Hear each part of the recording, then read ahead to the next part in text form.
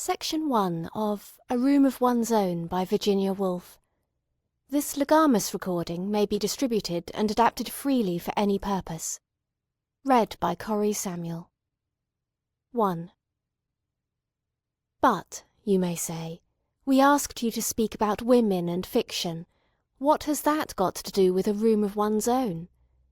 I will try to explain. When you asked me to speak about women and fiction, I sat down on the banks of a river and began to wonder what the words meant. They might mean simply a few remarks about Fanny Burney, a few more about Jane Austen, a tribute to the Brontes and a sketch of Haworth Parsonage under snow, some witticisms if possible about Miss Mitford, a respectful allusion to George Eliot, a reference to Mrs. Gaskell, and one would have done. But at second sight the words seemed not so simple. The title Women and Fiction might mean, and you may have meant it to mean, women and what they are like, or it might mean women and the fiction that they write, or it might mean women and the fiction that is written about them, or it might mean that somehow all three are inextricably mixed together, and you want me to consider them in that light. But when I began to consider the subject in this last way, which seemed the most interesting, I soon saw that it had one fatal drawback. I should never be able to come to a conclusion. I should never be able to fulfil what is, I understand, the first duty of a lecturer, to hand you after an hour's discourse a nugget of pure truth to wrap up between the pages of your notebooks and keep on the mantelpiece forever. All I could do was to offer you an opinion upon one minor point. A woman must have money and a room of her own if she is to write fiction. And that, as you will see, leaves the great problem of the true nature of woman and the true nature of fiction unsolved. I have shirked the duty of coming to a conclusion upon these two questions. Women and fiction remain, so far as I am concerned, unsolved problems. But in order to make some amends, I am going to do what I can to show you how I arrived at this opinion about the room and the money. I am going to develop in your presence, as fully and freely as I can, the train of thought which led me to think this. Perhaps if I lay bare the ideas, the prejudices that lie behind this statement, you will find that they have some bearing upon women and some upon fiction. At any rate, when a subject is highly controversial, and any question about sex is that, one cannot hope to tell the truth. One can only show how one came to hold whatever opinion one does hold. One can only give one's audience the chance of drawing their own conclusions as they observe the limitations, the prejudices, the idiosyncrasies of the speaker. Fiction here is likely to contain more truth than fact.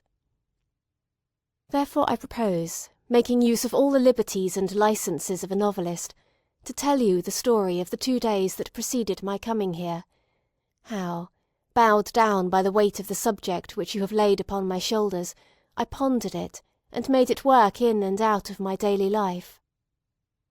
I need not say that what I am about to describe has no existence. Oxbridge is an invention, so is Fernham. I is only a convenient term for somebody who has no real being. Lies will flow from my lips, but there may perhaps be some truth mixed up with them. It is for you to seek out this truth and to decide whether any part of it is worth keeping.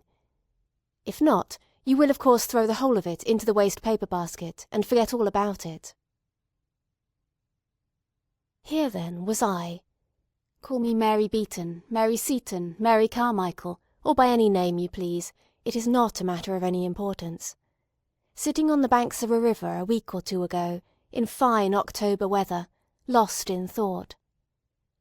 That collar I have spoken of, women and fiction, the need of coming to some conclusion on a subject that raises all sorts of prejudices and passions, bowed my head to the ground.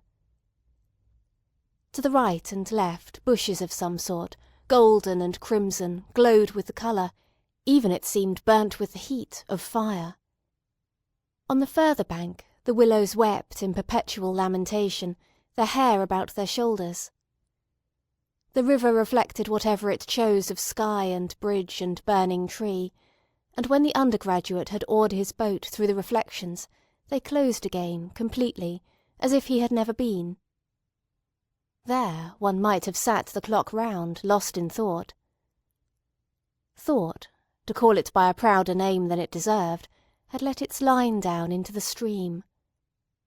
It swayed, minute after minute, hither and thither among the reflections and the weeds, letting the water lift it and sink it, until, you know the little tug, the sudden conglomeration of an idea at the end of one's line, and then the cautious hauling of it in, and the careful laying of it out. Alas, laid on grass, how small, how insignificant this thought of mine looked, the sort of fish that a good fisherman puts back into the water, so that it may grow fatter, and be one day worth cooking and eating. I will not trouble you with that thought now, though if you look carefully you may find it for yourselves in the course of what I am going to say. But, however small it was, it had, nevertheless, the mysterious property of its kind. Put back into the mind, it became at once very exciting and important, and as it darted and sank, and flashed hither and thither, set up such a wash and tumult of ideas that it was impossible to sit still. It was thus that I found myself walking with extreme rapidity across a grass plot. Instantly a man's figure rose to intercept me. Nor did I at first understand that the gesticulations of a curious-looking object in a cutaway coat and evening shirt were aimed at me. His face expressed horror and indignation. Instinct rather than reason came to my help. He was a beadle, I was a woman. This was the turf, there was the path. Only the fellows and scholars are allowed here, the gravel is the place for me. Such thoughts were the work of a moment. As I regained the path, the arms of the beadle sank, his face assumed its usual repose, and though turf is better walking than gravel, no very great harm was done.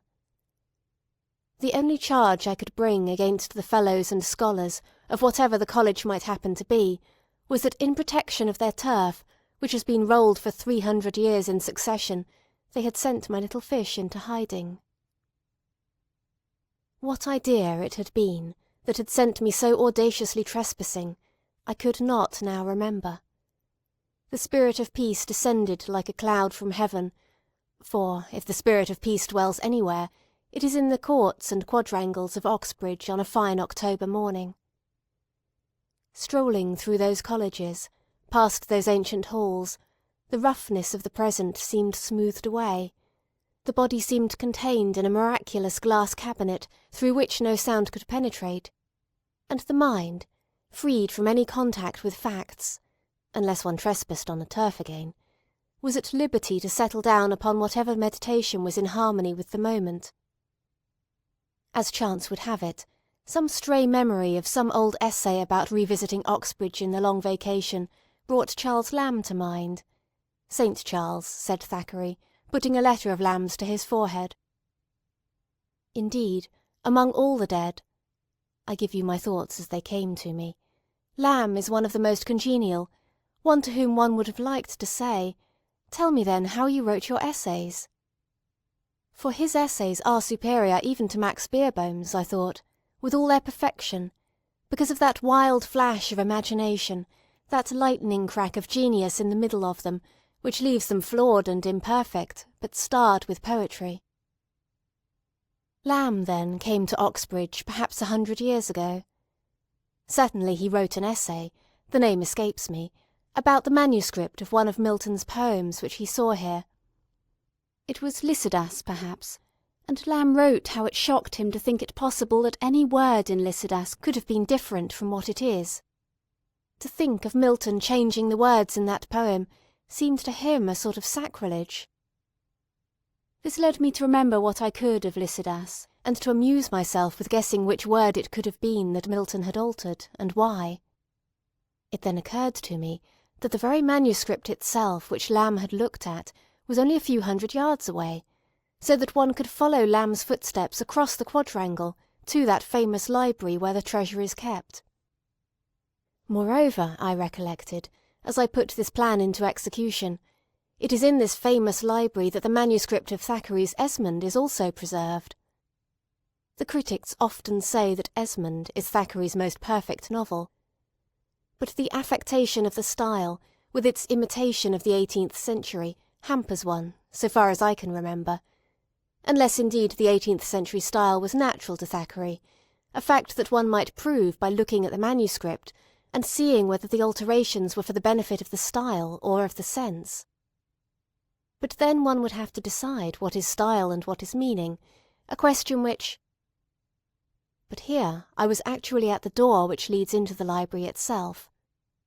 I must have opened it, for instantly there issued, like a guardian angel barring the way, with a flutter of black gown instead of white wings, a deprecating, silvery, kindly gentleman, who regretted in a low voice, as he waved me back, that ladies are only admitted to the library if accompanied by a fellow of the college, or furnished with a letter of introduction. That a famous library has been cursed by a woman is a matter of complete indifference to a famous library. Venerable and calm, with all its treasures safe locked within its breast, it sleeps complacently, and will, so far as I am concerned, so sleep for ever. Never will I wake those echoes, never will I ask for that hospitality again, I vowed, as I descended the steps in anger. Still an hour remained before luncheon, and what was one to do? Stroll on the meadows? Sit by the river? Certainly it was a lovely autumn morning. The leaves were fluttering red to the ground. There was no great hardship in doing either. But the sound of music reached my ear. Some service or celebration was going forward. The organ complained magnificently as I passed the chapel door. Even the sorrow of Christianity sounded in that serene air, more like the recollection of sorrow than sorrow itself. Even the groanings of the ancient organ seemed lapped in peace. I had no wish to enter, had I the right, and this time the verger might have stopped me, demanding perhaps my baptismal certificate or a letter of introduction from the dean. But the outside of these magnificent buildings is often as beautiful as the inside. Moreover, it was amusing enough to watch the congregation assembling, coming in and going out again, busying themselves at the door of the chapel, like bees at the mouth of a hive. Many were in cap and gown. Some had tufts of fur on their shoulders, others were wheeled in bath chairs. Others, though not past middle age, seemed creased and crushed into shapes so singular that one was reminded of those giant crabs and crayfish who heave with difficulty across the sand of an aquarium. As I leant against the wall, the university indeed seemed a sanctuary in which are preserved rare types, which would soon be obsolete if left to fight for existence on the pavement of the Strand. Old stories of old deans and old dons came back to mind, but before I had summoned up courage to whistle, it used to be said that at the sound of a whistle old Professor instantly broke into a gallop. The venerable congregation had gone inside. The outside of the chapel remained. As you know, its high domes and pinnacles can be seen, like a sailing ship always voyaging, never arriving, lit up at night and visible for miles, far away across the hills.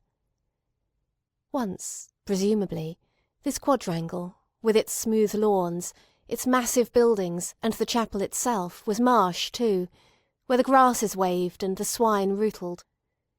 Teams of horses and oxen, I thought, must have hauled the stone in waggons from far countries, and then with infinite labour, the grey blocks in whose shade I was now standing were poised in order one on top of another, and then the painters brought their glass for the windows, and the masons were busy for centuries up on that roof with putty and cement, spade and trowel. Every Saturday somebody must have poured gold and silver out of a leathern purse into their ancient fists, for they had their beer and skittles, presumably, of an evening.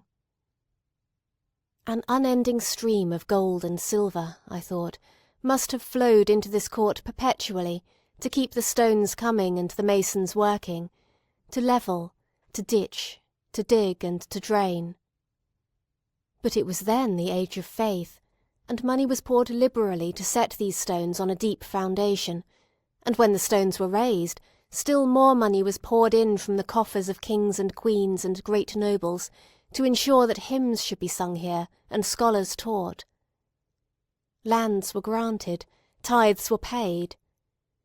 And when the age of faith was over, and the age of reason had come, still the same flow of gold and silver went on.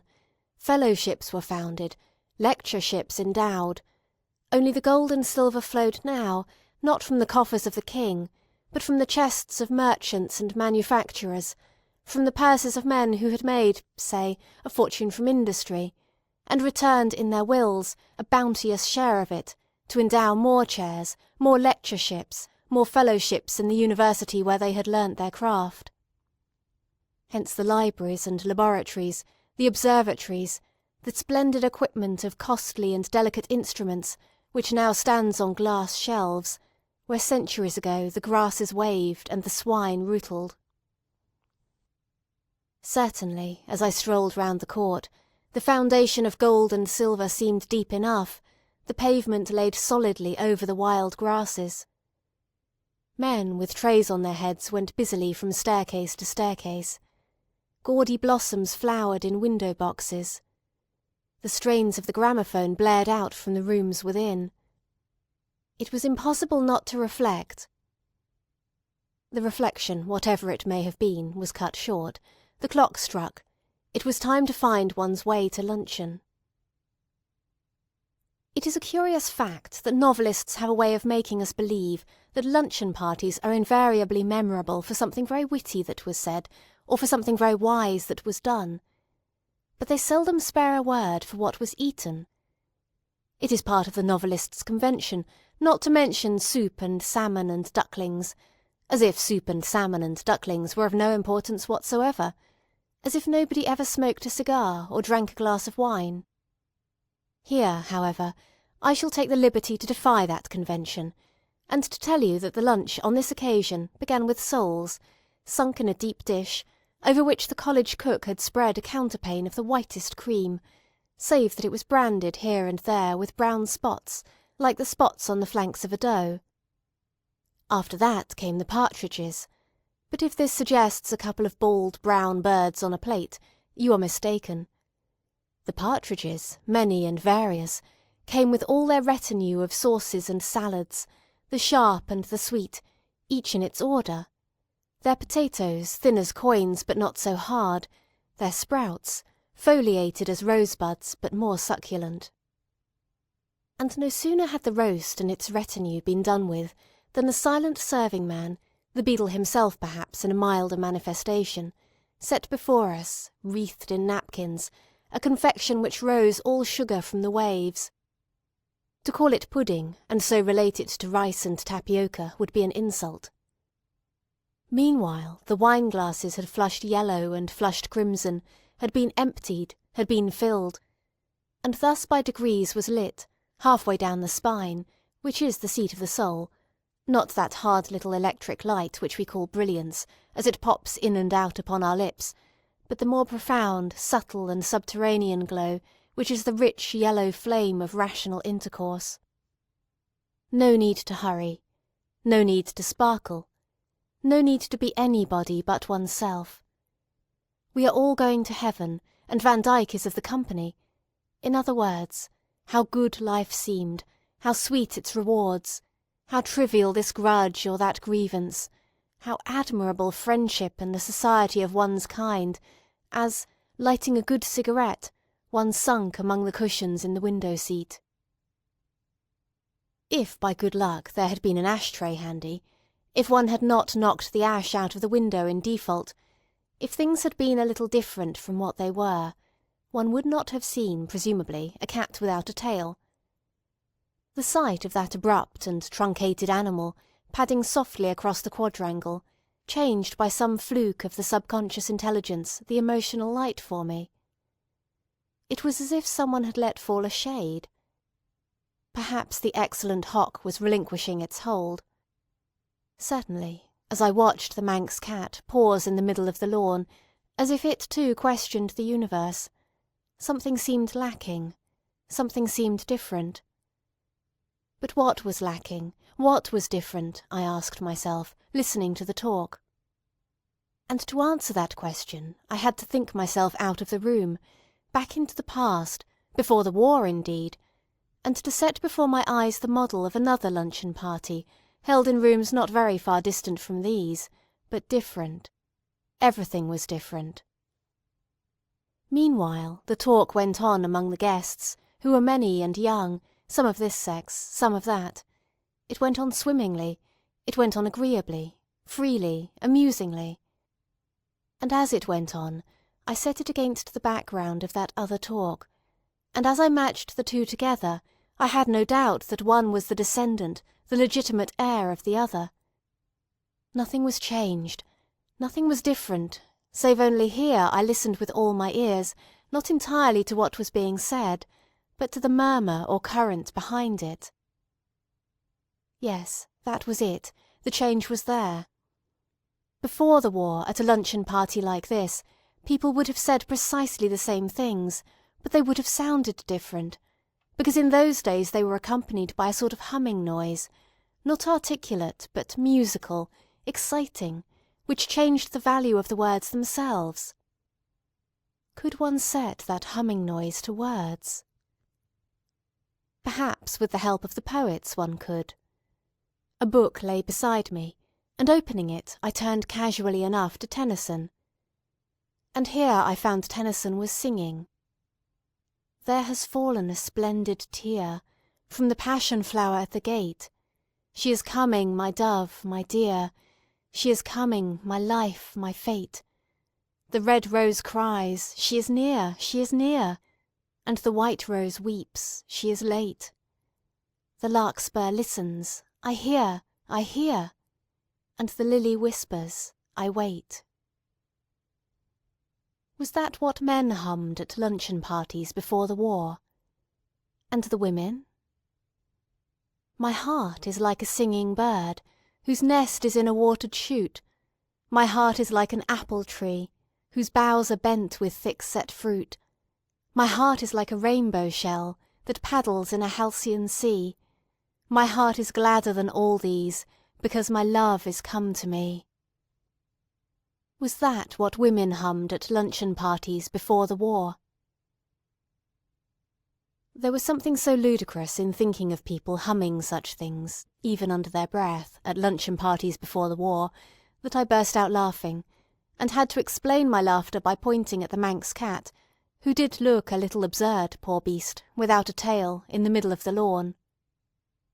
Was he really born so, or had he lost his tail in an accident? The tailless cat, though some are said to exist in the Isle of Man, is rarer than one thinks. It is a queer animal, quaint rather than beautiful. It is strange what a difference a tail makes. You know the sort of things one says as a lunch party breaks up, and people are finding their coats and hats. This one, thanks to the hospitality of the host, had lasted far into the afternoon. The beautiful October day was fading, and the leaves were falling from the trees in the avenue as I walked through it. Gate after gate seemed to close with gentle finality behind me. Innumerable beadles were fitting innumerable keys into well-oiled locks. The treasure house was being made secure for another night. After the avenue one comes out upon a road, I forget its name, which leads you, if you take the right turning, along to Furnham. But there was plenty of time. Dinner was not till 7:30. One could almost do without dinner after such a luncheon. It is strange how a scrap of poetry works in the mind, and makes the legs move in time to it along the road. Those words, "There has fallen a splendid tear from the passion flower at the gate. She is coming, my dove, my dear," sang in my blood as I stepped quickly along towards Headingley. And then, switching off into the other measure, I sang, where the waters are churned up by the weir, "My heart is like a singing bird, whose nest is in a watered shoot. My heart is like an apple tree." What poets, I cried aloud, as one does in the dusk. What poets they were! In a sort of jealousy, I suppose, for our own age, silly and absurd though these comparisons are, I went on to wonder if honestly one could name two living poets now as great as Tennyson and Christina Rossetti were then. Obviously it is impossible, I thought, looking into those foaming waters, to compare them. The very reason why that poetry excites one to such abandonment, such rapture, is that it celebrates some feeling that one used to have, at luncheon parties before the war perhaps, so that one responds easily, familiarly, without troubling to check the feeling or to compare it with any that one has now. But the living poets express a feeling that is actually being made and torn out of us at the moment. One does not recognise it in the first place. Often for some reason one fears it. One watches it with keenness and compares it jealously and suspiciously with the old feeling that one knew. Hence the difficulty of modern poetry, and it is because of this difficulty that one cannot remember more than 2 consecutive lines of any good modern poet. For this reason, that my memory failed me, the argument flagged for want of material. But why, I continued, moving on towards Headingley, have we stopped humming under our breath at luncheon parties?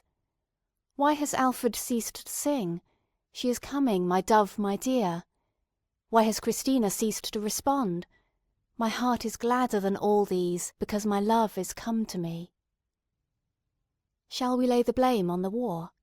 When the guns fired in August 1914, did the faces of men and women show so plain in each other's eyes that romance was killed? Certainly it was a shock, to women in particular with their illusions about education and so on, to see the faces of our rulers in the light of the shell fire. So ugly they looked, German, English, French, so stupid. But lay the blame where one will, on whom one will, the illusion which inspired Tennyson and Christina Rossetti to sing so passionately about the coming of their loves is far rarer now than then. One has only to read, to look, to listen, to remember. But why say blame? Why, if it was an illusion, not praise the catastrophe, whatever it was, that destroyed illusion and put truth in its place? For truth. Those dots mark the spot where, in search of truth, I missed the turning up to Furnham. Yes, indeed, which was truth and which was illusion? I asked myself. What was the truth about these houses, for example, dim and festive now with their red windows in the dusk, but raw and red and squalid with their sweets and their bootlaces at 9 o'clock in the morning? And the willows and the river and the gardens that run down to the river, vague now with the mist stealing over them, but gold and red in the sunlight. Which was the truth, which was the illusion about them? I spare you the twists and turns of my cogitations, for no conclusion was found on the road to Headingley, and I ask you to suppose that I soon found out my mistake about the turning, and retraced my steps to Furnham. As I have said already that it was an October day, I dare not forfeit your respect and imperil the fair name of fiction by changing the season, and describing lilacs hanging over garden walls, crocuses, tulips, and other flowers of spring. Fiction must stick to facts, and the truer the facts the better the fiction, so we are told. Therefore it was still autumn, and the leaves were still yellow and falling, if anything, a little faster than before, because it was now evening, 7:23 to be precise, and a breeze, from the south-west to be exact, had risen. But for all that there was something odd at work. My heart is like a singing bird, whose nest is in a watered shoot. My heart is like an apple tree, whose boughs are bent with thick-set fruit. Perhaps the words of Christina Rossetti were partly responsible for the folly of the fancy. It was nothing, of course, but a fancy, that the lilac was shaking its flowers over the garden walls, and the brimstone butterflies were scudding hither and thither, and the dust of the pollen was in the air. A wind blew, from what quarter I know not, but it lifted the half-grown leaves, so that there was a flash of silver grey in the air. It was the time between the lights, when colours undergo their intensification, and purples and golds burn in window panes like the beat of an excitable heart, when for some reason the beauty of the world revealed, and yet soon to perish. Here I pushed into the garden, for unwisely the door was left open, and no beadles seemed about. The beauty of the world which is so soon to perish has two edges, one of laughter, one of anguish, cutting the heart asunder. The gardens of Furnham lay before me in the spring twilight, wild and open, and in the long grass, sprinkled and carelessly flung, were daffodils and bluebells, not orderly perhaps at the best of times, and now wind-blown and waving as they tugged at their roots. The windows of the building, curved like ships' windows among generous waves of red brick, changed from lemon to silver under the flight of the quick spring clouds. Somebody was in a hammock. Somebody, but in this light they were phantoms only, half guessed, half seen, raced across the grass. Would no one stop her? And then on the terrace, as if popping out to breathe the air, to glance at the garden, came a bent figure, formidable yet humble, with her great forehead and her shabby dress. Could it be the famous scholar? Could it be J.H. herself?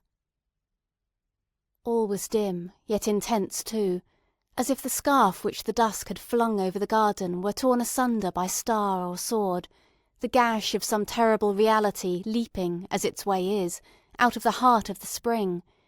For youth. Here was my soup. Dinner was being served in the great dining hall. Far from being spring, it was in fact an evening in October.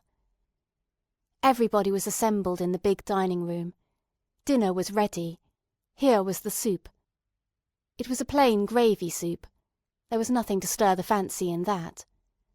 One could have seen through the transparent liquid any pattern that there might have been on the plate itself. But there was no pattern. The plate was plain. Next came beef with its attendant greens and potatoes, a homely trinity, suggesting the rumps of cattle in a muddy market, and sprouts curled and yellowed at the edge, and bargaining and cheapening, and women with string bags on Monday morning. There was no reason to complain of human nature's daily food, seeing that the supply was sufficient, and coal miners doubtless were sitting down to less. Prunes and custard followed. And if anyone complains that prunes, even when mitigated by custard, are an uncharitable vegetable, fruit they are not, stringy as a miser's heart, and exuding a fluid such as might run in misers' veins, who have denied themselves wine and warmth for 80 years, and yet not given to the poor, he should reflect that there are people whose charity embraces even the prune. Biscuits and cheese came next, and here the water-jug was liberally passed round, for it is the nature of biscuits to be dry, and these were biscuits to the core. That was all. The meal was over. Everybody scraped their chairs back, the swing doors swung violently to and fro, soon the hall was emptied of every sign of food, and made ready, no doubt, for breakfast next morning. Down corridors and up staircases the youth of England went banging and singing. And was it for a guest, a stranger, for I had no more right here in Furnham than in Trinity, or Somerville, or Girton, or Newnham, or Christchurch, to say, the dinner was not good, or to say, we were now, Mary Seaton and I, in her sitting-room, could we not have dined up here alone? For if I had said anything of the kind, I should have been prying and searching into the secret economies of a house which to the stranger wears so fine a front of gaiety and courage. No, one could say nothing of the sort. Indeed, conversation for a moment flagged. The human frame being what it is, heart, body, and brain all mixed together, and not contained in separate compartments, as they will be no doubt in another 1,000,000 years, a good dinner is of great importance to good talk. One cannot think well, love well, sleep well, if one has not dined well. The lamp in the spine does not light on beef and prunes. We are all probably going to heaven, and Van Dyck is, we hope, to meet us round the next corner. That is the dubious and qualifying state of mind that beef and prunes at the end of the day's work breed between them. Happily my friend, who taught science, had a cupboard where there was a squat bottle and little glasses, but there should have been sole and partridge to begin with, so that we were able to draw up to the fire and repair some of the damages of the day's living. In a minute or so we were slipping freely in and out among all those objects of curiosity and interest which form in the mind in the absence of a particular person, and are naturally to be discussed on coming together again. How somebody has married, another has not, one thinks this, another that, one has improved out of all knowledge, the other most amazingly gone to the bad. With all those speculations upon human nature and the character of the amazing world we live in, which spring naturally from such beginnings. While these things were being said, however, I became shamefacedly aware of a current setting in of its own accord, and carrying everything forward to an end of its own. One might be talking of Spain or Portugal, of book or racehorse, but the real interest of whatever was said was none of those things, but a scene of masons on a high roof some 5 centuries ago.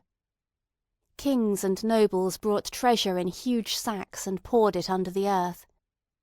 This scene was forever coming alive in my mind, and placing itself by another of lean cows and a muddy market, and withered greens, and the stringy hearts of old men. These 2 pictures, disjointed and disconnected and nonsensical as they were forever coming together and combating each other, and had me entirely at their mercy.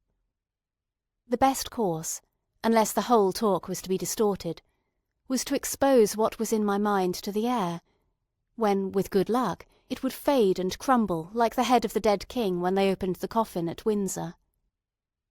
Briefly, then, I told Miss Seton about the masons, who had been all those years on the roof of the chapel, and about the kings and queens and nobles bearing sacks of gold and silver on their shoulders, which they shovelled into the earth, and then how the great financial magnates of our own time came and laid cheques and bonds, I suppose, where the others had laid ingots and rough lumps of gold.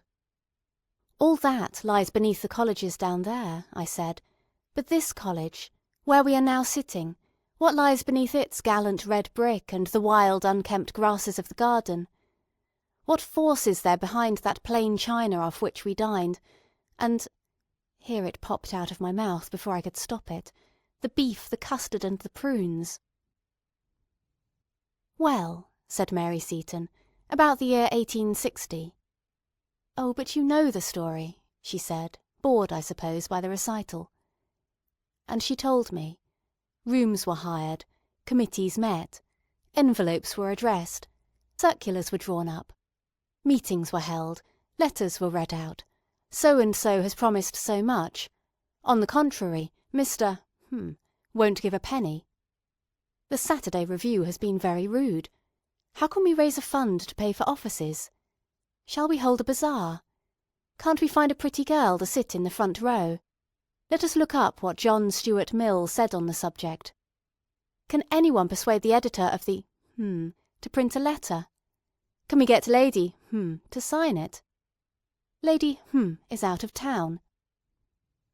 That was the way it was done, presumably, 60 years ago, and it was a prodigious effort, and a great deal of time was spent on it. And it was only after a long struggle, and with the utmost difficulty, that they got £30,000 together. So obviously we cannot have wine and partridges and servants carrying tin dishes on their heads, she said. We cannot have sofas and separate rooms. The amenities, she said, quoting from some book or other, will have to wait.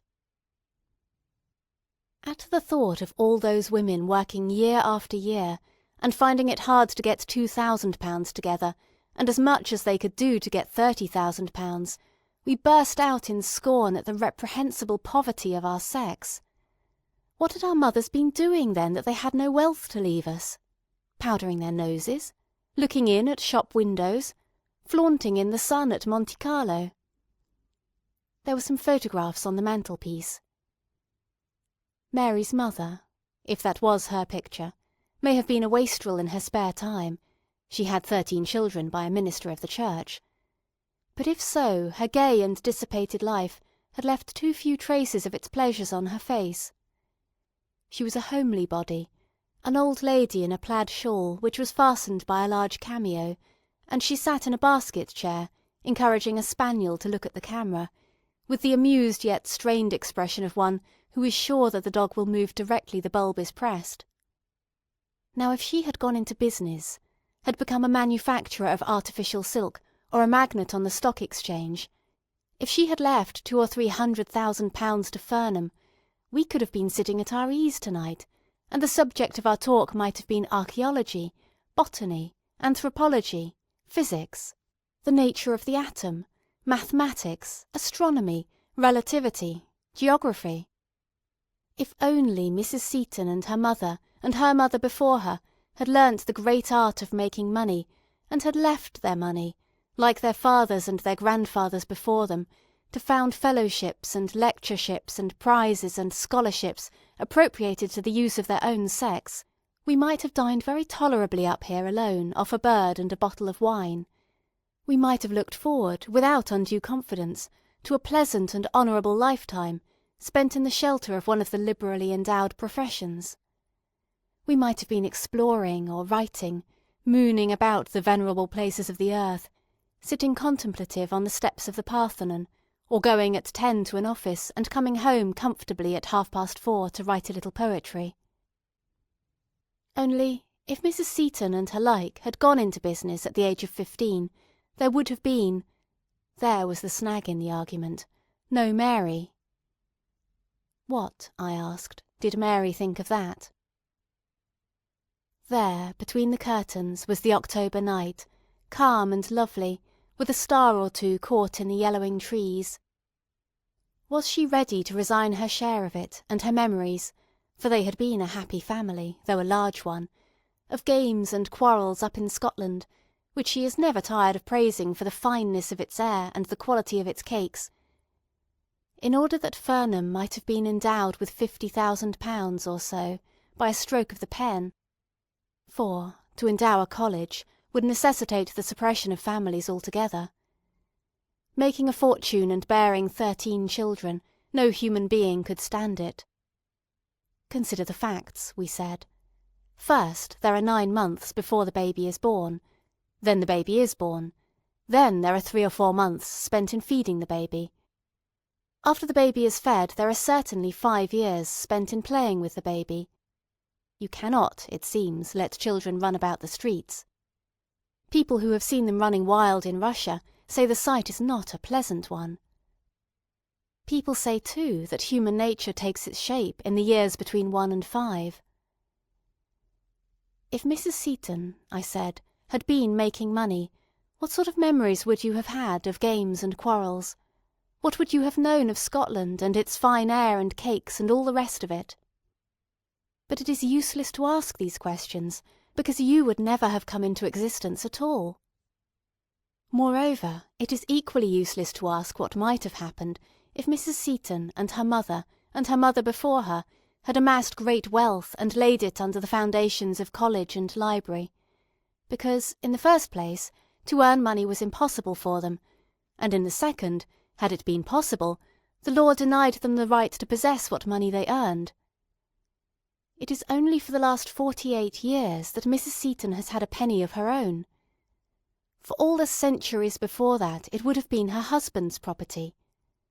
A thought which, perhaps, may have had its share in keeping Mrs. Seton and her mother's off the Stock Exchange. Every penny I earn, they may have said, will be taken from me, and disposed of according to my husband's wisdom, perhaps to found a scholarship, or to endow a fellowship in Balliol or King's, so that to earn money, even if I could earn money, is not a matter that interests me very greatly. I had better leave it to my husband. At any rate, whether or not the blame rested on the old lady who was looking at the spaniel, there could be no doubt that for some reason or other our mothers had mismanaged their affairs very gravely. Not a penny could be spared for amenities, for partridges and wine, beadles and turf, books and cigars, libraries and leisure. To raise bare walls out of bare earth was the utmost they could do. So we talked, standing at the window, and looking, as so many thousands look every night, down on the domes and towers of the famous city beneath us. It was very beautiful, very mysterious in the autumn moonlight. The old stone looked very white and venerable. One thought of all the books that were assembled down there, of the pictures of old prelates and worthies hanging in the panelled rooms, of the painted windows that would be throwing strange globes and crescents on the pavement, of the tablets and memorials and inscriptions, of the fountains and the grass, of the quiet rooms looking across the quiet quadrangles. And, pardon me the thought, I thought too of the admirable smoke and drink and the deep armchairs and the pleasant carpets, of the urbanity, the geniality, the dignity, which are the offspring of luxury and privacy and space. Certainly our mothers had not provided us with anything comparable to all this, our mothers who found it difficult to scrape together £30,000, our mothers who bore 13 children to ministers of religion at St. Andrew's. So I went back to my inn, and as I walked through the dark streets I pondered this and that, as one does at the end of the day's work. I pondered why it was that Mrs. Seaton had no money to leave us, and what effect poverty has on the mind, and what effect wealth has on the mind. And I thought of the queer old gentlemen I had seen that morning, with tufts of fur upon their shoulders, and I remembered how if one whistled one of them ran, and I thought of the organ booming in the chapel, and of the shut doors of the library. And I thought how unpleasant it is to be locked out, and I thought how it is worse perhaps to be locked in, and thinking of the safety and prosperity of the one sex, and of the poverty and insecurity of the other, and of the effect of tradition and of the lack of tradition upon the mind of a writer, I thought at last that it was time to roll up the crumpled skin of the day, with its arguments and its impressions and its anger and its laughter, and cast it into the hedge. 1,000 stars were flashing across the blue wastes of the sky. One seemed alone with an inscrutable society. All human beings were laid asleep, prone, horizontal, dumb. Nobody seemed stirring in the streets of Oxbridge. Even the door of the hotel sprang open at the touch of an invisible hand. Not a boots was sitting up to light me to bed, it was so late. End of section 1.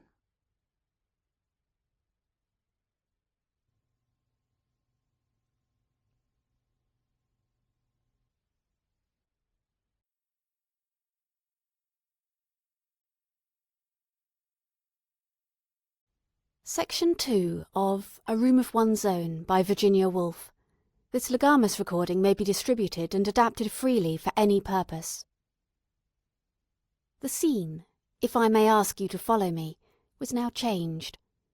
The leaves were still falling, but in London now, not Oxbridge, and I must ask you to imagine a room, like many thousands, with a window looking across people's hats and vans and motor cars to other windows, and on the table inside the room a blank sheet of paper, on which was written in large letters, "Women and Fiction," but no more. The inevitable sequel to lunching and dining at Oxbridge seemed, unfortunately, to be a visit to the British Museum. One must strain off what was personal and accidental in all these impressions, and so reach the pure fluid, the essential oil of truth. For that visit to Oxbridge, and the luncheon and the dinner, had started a swarm of questions. Why did men drink wine and women water? Why was one sex so prosperous and the other so poor? What effect has poverty on fiction? What conditions are necessary for the creation of works of art? 1,000 questions at once suggested themselves. But one needed answers, not questions, and an answer was only to be had by consulting the learned and the unprejudiced, who have removed themselves above the strife of tongue and the confusion of body, and issued the result of their reasoning and research in books which are to be found in the British Museum.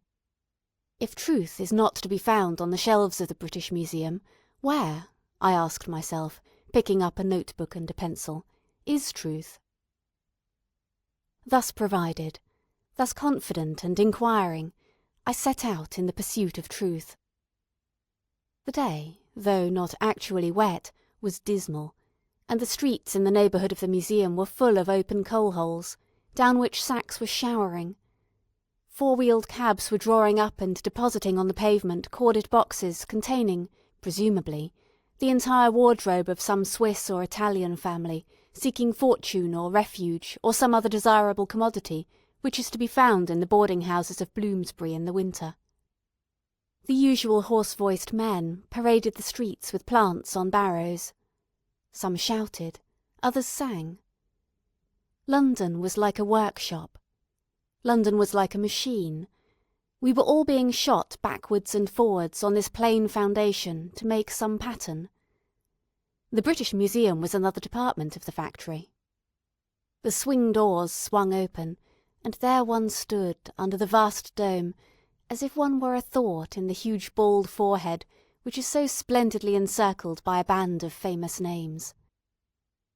One went to the counter, one took a slip of paper, one opened a volume of the catalogue, and the 5 dots here indicate 5 separate minutes of stupefaction, wonder, and bewilderment. Have you any notion of how many books are written about women in the course of 1 year? Have you any notion how many are written by men? Are you aware that you are, perhaps, the most discussed animal in the universe? Here had I come with a notebook and a pencil, proposing to spend a morning reading, supposing that at the end of the morning I should have transferred the truth to my notebook. But I should need to be a herd of elephants, I thought, and a wilderness of spiders, desperately referring to the animals that are reputed longest lived and most multitudinously eyed, to cope with all of this. I should need claws of steel and beak of brass to even penetrate the husk. How shall I ever find the grains of truth embedded in all this mass of paper? I asked myself, and in despair began running my eye up and down the long list of titles. Even the names of books gave me food for thought. Sex and its nature might well attract doctors and biologists, but what was surprising and difficult of explanation was the fact that sex, woman, that is to say, also attracts agreeable essayists, light-fingered novelists, young men who have taken the M.A. degree, men who have taken no degree, men who have no apparent qualification save that they are not women. Some of these books were, on the face of it, frivolous and facetious, but many, on the other hand, were serious and prophetic, moral and hortatory. Merely to read the titles suggested innumerable schoolmasters, innumerable clergymen, mounting their platforms and pulpits, and holding forth with loquacity which far exceeded the hour usually allotted to such discourse on this one subject.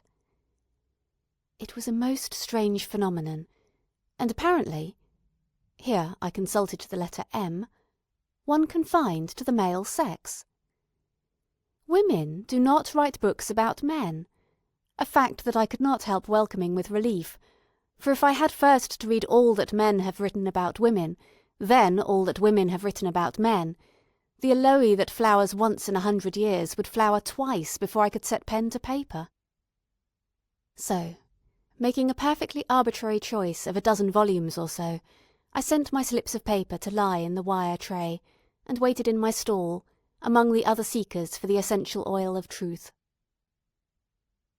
What could be the reason, then, of this curious disparity, I wondered, drawing cartwheels on the slips of paper provided by the British taxpayer for other purposes?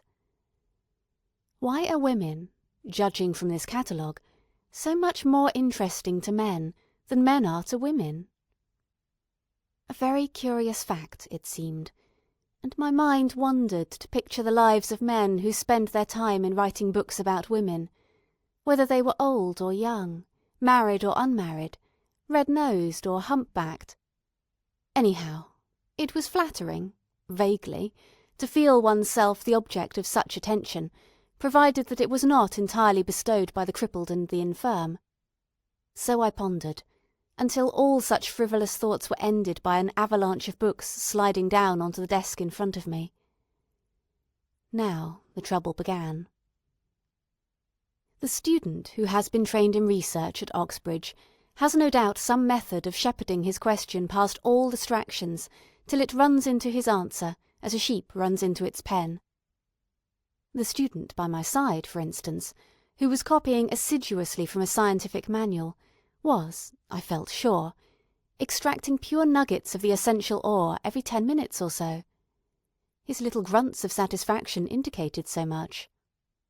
But if, unfortunately, one has had no training in a university, the question, far from being shepherded to its pen, flies like a frightened flock hither and thither, helter-skelter, pursued by a whole pack of hounds. Professors, schoolmasters, sociologists, clergymen, novelists, essayists, journalists, men who had no qualification save that they were not women, chased my simple and single question, why are some women poor? Until it became 50 questions, until the 50 questions leapt frantically into mid-stream and were carried away. Every page in my notebook was scribbled over with notes. To show the state of mind I was in, I will read you a few of them, explaining that the page was headed, quite simply, Women and Poverty, in block letters. But what followed was something like this. Condition in Middle Ages of, habits in the Fiji Islands of, worshipped as goddesses by, weaker in moral sense than, idealism of, greater conscientiousness of, South Sea Islanders, age of puberty among, attractiveness of, offered as sacrifice to, small size of brain of, profounder subconsciousness of, less hair on the body of, mental, moral and physical inferiority of, love of children of, greater length of life of, weaker muscles of, strength of affections of, vanity of, higher education of, Shakespeare's opinion of, Lord Birkenhead's opinion of, Dean Ing's opinion of, La Bruyère's opinion of, Dr. Johnson's opinion of, Mr. Oscar Browning's opinion of. Here I drew breath, and added indeed in the margin, why does Samuel Butler say, wise men never say what they think of women? Wise men never say anything else, apparently. But, I continued, leaning back in my chair and looking at the vast dome, in which I was a single, but by now somewhat harassed, thought. What is so unfortunate is that wise men never think the same thing about women. Here is Pope. Most women have no character at all. And here is La Bruyère. Les femmes sont extrêmes. Elles sont mélières ou pires que les hommes. A direct contradiction by keen observers who were contemporary. Are they capable of education or incapable? Napoleon thought them incapable. Dr. Johnson thought the opposite. Have they souls or have they not souls? Some savages say they have none. Others, on the contrary, maintain that women are half divine and worship them on that account. Some sages hold that they are shallower in the brain, others that they are deeper in the consciousness. Goethe honoured them. Mussolini despises them. Wherever one looked, men thought about women and thought differently. It was impossible to make head or tail of it all, I decided, glancing with envy at the reader next door, who was making the neatest abstracts, headed often with an A, or a B, or a C, while my own notebook rioted with the wildest scribble of contradictory jottings. It was distressing. It was bewildering. It was humiliating. Truth had run through my fingers. Every drop had escaped. I could not possibly go home, I reflected, and add as a serious contribution to the study of women and fiction that women have less hair on their bodies than men, or that the age of puberty among the South Sea Islanders is 9, or is it 90? Even the handwriting had become in its distraction indecipherable. It was disgraceful to have nothing more weighty or respectable to show after a whole morning's work. And if I could not grasp the truth about W, as for brevity's sake I had come to call her, in the past, why bother about W in the future? It seemed pure waste of time to consult all those gentlemen who specialise in woman and her effect on whatever it may be, politics, children, wages, morality, numerous and learned as they are. One might as well leave their books unopened. But while I pondered, I had unconsciously, in my listlessness, in my desperation, been drawing a picture, where I should, like my neighbour, have been writing a conclusion. I had been drawing a face, a figure. It was the face and the figure of Professor von X, engaged in writing his monumental work, entitled The Mental, Moral and Physical Inferiority of the Female Sex. He was not, in my picture, a man attractive to women. He was heavily built, he had a great jowl. To balance that, he had very small eyes, he was very red in the face. His expression suggested that he was labouring under some emotion that made him jab his pen on the paper as if he were killing some noxious insect as he wrote, but even when he had killed it, that did not satisfy him, he must go on killing it, and even so some cause for anger and irritation remained. Could it be his wife? I asked, looking at my picture. Was she in love with a cavalry officer? Was the cavalry officer slim and elegant and dressed in astrakhan? Had he been laughed at, to adopt the Freudian theory, in his cradle by a pretty girl? For even in his cradle, the Professor, I thought, could not have been an attractive child. Whatever the reason, the Professor was made to look very angry and very ugly in my sketch, as he wrote his great book upon the mental, moral and physical inferiority of women. Drawing pictures was an idle way of finishing an unprofitable morning's work. Yet it is in our idleness, in our dreams, that the submerged truth sometimes comes to the top. A very elementary exercise in psychology, not to be dignified by the name of psychoanalysis, showed me, on looking at my notebook, that the sketch of the angry Professor had been made in anger. Anger had snatched my pencil while I dreamt. But what was anger doing there? Interest, confusion, amusement, boredom. All these emotions I could trace and name as they succeeded each other throughout the morning. Had anger, the black snake, been lurking among them? Yes, said the sketch, anger had. It referred me unmistakably to the one book, to the one phrase, which had roused the demon. It was the Professor's statement about the mental, moral and physical inferiority of women. My heart had leapt, my cheeks had burnt, I had flushed with anger. There was nothing specially remarkable, however foolish, in that. One does not like to be told that one is naturally the inferior of a little man. I looked at the student next to me, who breathes hard, wears a ready-made tie, and has not shaved this fortnight. One has certain foolish vanities.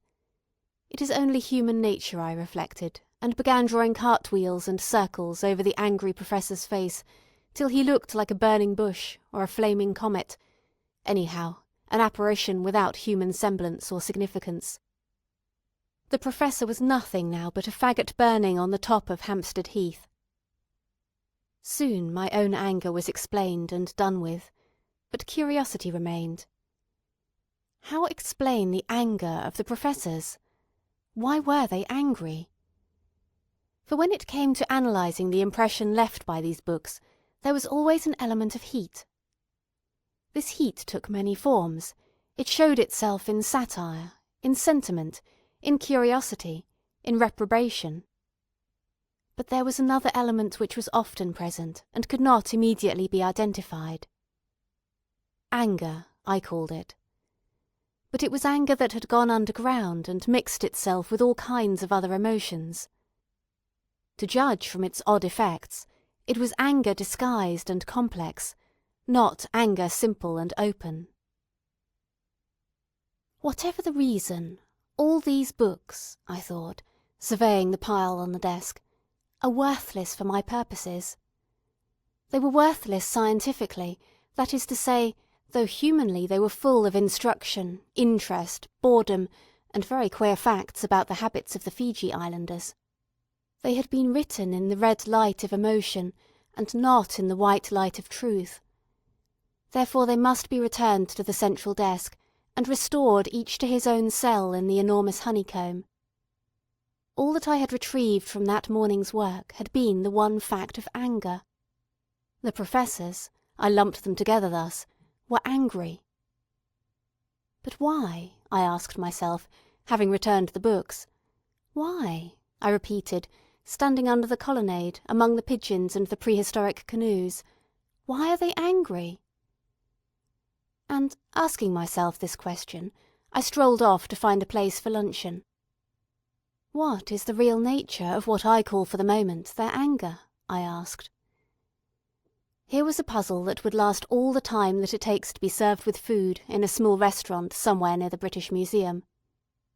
Some previous luncher had left the lunch edition of the evening paper on a chair, and waiting to be served, I began idly reading the headlines. A ribbon of very large letters ran across the page. Somebody had made a big score in South Africa. Lesser ribbons announced that Sir Austen Chamberlain was at Geneva. A meat axe with human hair on it had been found in a cellar. Mr. Justice commented in the divorce courts upon the shamelessness of women. Sprinkled about the paper were other pieces of news. A film actress had been lowered from a peak in California and hung suspended in mid-air. The weather was going to be foggy. The most transient visitor to this planet, I thought, who picked up this paper, could not fail to be aware, even from this scattered testimony, that England is under the rule of a patriarchy. Nobody in their senses could fail to detect the dominance of the Professor. His was the power and the money and the influence. He was the proprietor of the paper and its editor and sub-editor. He was the Foreign Secretary and the judge. He was the cricketer. He owned the racehorses and the yachts. He was the director of the company that pays 200% to its shareholders. He left millions to charities and colleges that were ruled by himself. He suspended the film actress in mid-air. He will decide if the hair on the meat axe is human. He it is who will acquit or convict the murderer, and hang him or let him go free. With the exception of the fog, he seemed to control everything. Yet he was angry. I knew that he was angry by this token. When I read what he wrote about women, I thought not of what he was saying, but of himself. When an arguer argues dispassionately, he thinks only of the argument, and the reader cannot help thinking of the argument too. If he had written dispassionately about women, had used indisputable proofs to establish his argument, and had shown no trace of wishing that the result should be one thing rather than another, one would not have been angry either. One would have accepted the fact, as one accepts the fact that a pea is green or a canary yellow. So be it, I should have said. But I had been angry because he was angry. Yet it seemed absurd, I thought, turning over the evening paper, that a man with all this power should be angry. Or is anger, I wondered, somehow the familiar, the attendant sprite on power? Rich people, for example, are often angry because they suspect that the poor want to seize their wealth. The professors, or patriarchs as it might be more accurate to call them, might be angry for that reason partly, but partly for one that lies a little less obviously on the surface. Possibly they were not angry at all. Often, indeed, they were admiring, devoted, exemplary in the relations of private life. Possibly, when the Professor insisted a little too emphatically upon the inferiority of women, he was concerned not with their inferiority, but with his own superiority. That was what he was protecting rather hot-headedly and with too much emphasis, because it was a jewel to him of the rarest price. Life for both sexes, and I looked at them, shouldering their way along the pavement, is arduous, difficult, a perpetual struggle. It calls for gigantic courage and strength. More than anything, perhaps, creatures of illusion as we are, it calls for confidence in oneself. Without self-confidence, we are as babes in the cradle. And how can we generate this imponderable quality, which is yet so invaluable, most quickly? By thinking that other people are inferior to oneself. By feeling that one has some innate superiority, it may be wealth, or rank, a straight nose, or the portrait of a grandfather by Romney, for there is no end to the pathetic devices of the human imagination, over other people. Hence the enormous importance to a patriarch who has to conquer, who has to rule, of feeling that great numbers of people, half the human race indeed, are by nature inferior to himself. It must indeed be one of the chief sources of his power. But let me turn the light of this observation on to real life, I thought. Does it help to explain some of those psychological puzzles that one notes in the margin of daily life? Does it explain my astonishment of the other day, when Z, most humane, most modest of men, taking up some book by Rebecca West and reading a passage in it, exclaimed, "The arrant feminist! She says that men are snobs." The exclamation, to me so surprising, for why was Miss West an arrant feminist for making a possibly true, if uncomplimentary, statement about the other sex, was not merely the cry of wounded vanity, it was a protest against some infringement of his power to believe in himself. Women have served all these centuries as looking-glasses, possessing the magic and delicious power of reflecting the figure of man at twice its natural size. Without that power, probably the earth would still be swamp and jungle.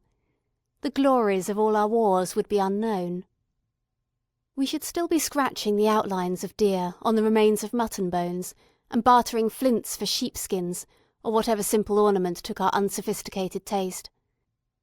Supermen and fingers of destiny would never have existed. The Tsar and the Kaiser would never have worn crowns, or lost them. Whatever may be their use in civilized societies, mirrors are essential to all violent and heroic action.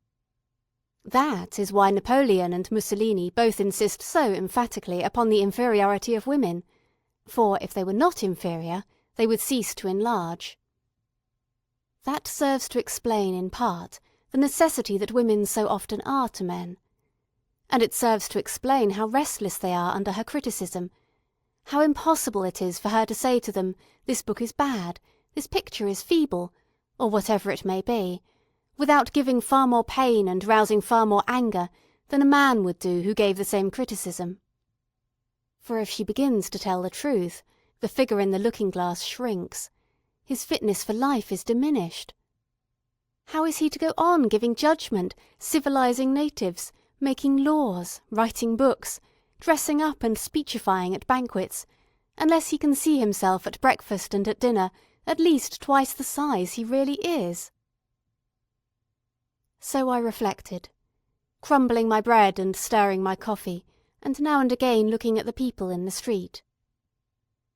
The looking-glass vision is of supreme importance because it charges the vitality, it stimulates the nervous system. Take it away and man may die, like the drug fiend deprived of his cocaine. Under the spell of that illusion, I thought, looking out of the window, half the people on the pavement are striding to work.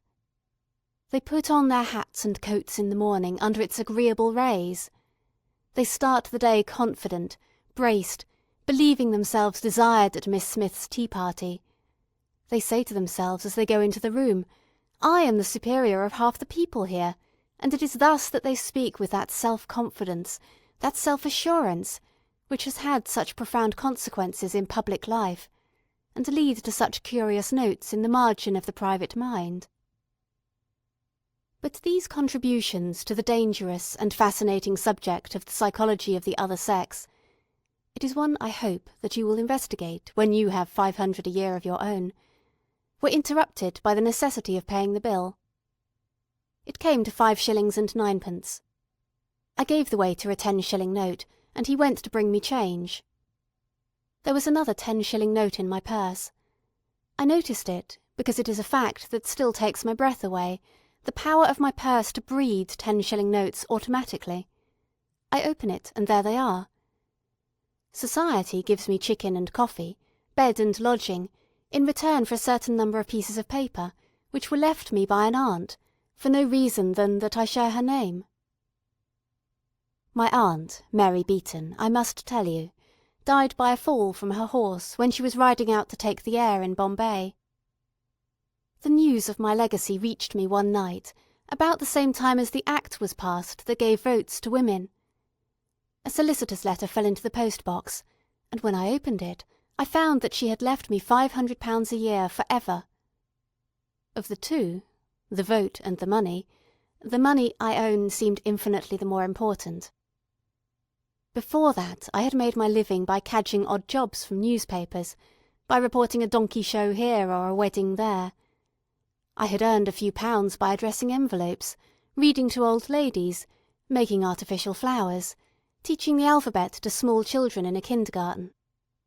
Such were the chief occupations that were open to women before 1918. I need not, I am afraid, describe in any detail the hardness of the work, for you know perhaps women who have done it, nor the difficulty of living on the money when it was earned, for you may have tried. But what still remains with me, as a worse infliction than either, was the poison of fear and bitterness which those days bred in me. To begin with, always to be doing work that one did not wish to do, and to do it like a slave, flattering and fawning, not always necessarily perhaps, but it seemed necessary, and the stakes were too great to run risks. And then the thought of that one gift which it was death to hide, a small one, but dear to the possessor, perishing, and with it myself, my soul. All this became like a rust eating away the bloom of spring, destroying the tree at its heart. However, as I say, my aunt died, and whenever I change a 10-shilling note a little of that rust and corrosion is rubbed off, fear and bitterness go. Indeed, I thought, slipping the silver into my purse, it is remarkable, remembering the bitterness of those days, what a change of temper a fixed income will bring about. No force in the world can take from me my £500. Food, house, and clothing are mine for ever. Therefore not merely do effort and labour cease, but also hatred and bitterness. I need not hate any man, he cannot hurt me. I need not flatter any man, he has nothing to give me. So, imperceptibly, I found myself adopting a new attitude towards the other half of the human race. It was absurd to blame any class or any sex as a whole. Great bodies of people are never responsible for what they do. They are driven by instincts which are not within their control. They too, the patriarchs, the professors, had endless difficulties, terrible drawbacks to contend with. Their education had been in some ways as faulty as my own. It had bred in them defects as great. True, they had money and power, but only at the cost of harbouring in their breasts an eagle, a vulture, forever tearing the liver out and plucking at the lungs, the instinct for possession, the rage for acquisition which drives them to desire other people's fields and goods perpetually. To make frontiers and flags, battleships and poison gas, to offer up their own lives and their children's lives. Walk through the Admiralty Arch, I had reached that monument, or any other avenue given up to trophies and cannon, and reflect upon the kind of glory celebrated there. Or watch in the spring sunshine the stockbroker and the great barrister going indoors to make money, and more money, and more money, when it is a fact that £500 a year will keep one alive in the sunshine. These are unpleasant instincts to harbour, I reflected. They are bred of the conditions of life, of the lack of civilization, I thought, looking at the statue of the Duke of Cambridge, and in particular at the feathers in his cocked hat, with a fixity that they have scarcely ever received before. And as I realised these drawbacks, by degrees fear and bitterness modified themselves into pity and toleration, and then in a year or two pity and toleration went, and the greatest release of all came, which is freedom to think of things in themselves. That building, for example, do I like it or not? Is that picture beautiful or not? Is that, in my opinion, a good book or a bad? Indeed, my aunt's legacy unveiled the sky to me, and substituted for the large and imposing figure of a gentleman, which Milton recommended for my perpetual adoration, a view of the open sky. So thinking, so speculating, I found my way back to my house by the river. Lamps were being lit, and an indescribable change had come over London since the morning hour. It was as if the great machine, after labouring all day, had made with our help a few yards of something very exciting and beautiful, a fiery fabric flashing with red eyes, a tawny monster roaring with hot breath. Even the wind seemed flung like a flag as it lashed the houses and rattled the hoardings. In my little street, however, domesticity prevailed. The house-painter was descending his ladder, the nursemaid was wheeling the perambulator carefully in and out back to nursery tea, the coal-heaver was folding his empty sacks on top of each other, the woman who keeps the greengrocer's shop was adding up the day's takings, with her hands in red mittens. But so engrossed was I with the problem you have laid upon my shoulders, that I could not see even these usual sights without referring them to one centre. I thought how much harder it is now than it must have been even a century ago, to say which of these employments is the higher, the more necessary. Is it better to be a coal-heaver or a nursemaid? Is the charwoman who has brought up 8 children of less value to the world than the barrister who has made £100,000? It is useless to ask such questions, for nobody can answer them. Not only do the comparative values of charwomen and lawyers rise and fall from decade to decade, but we have no rods with which to measure them, even as they are at the moment.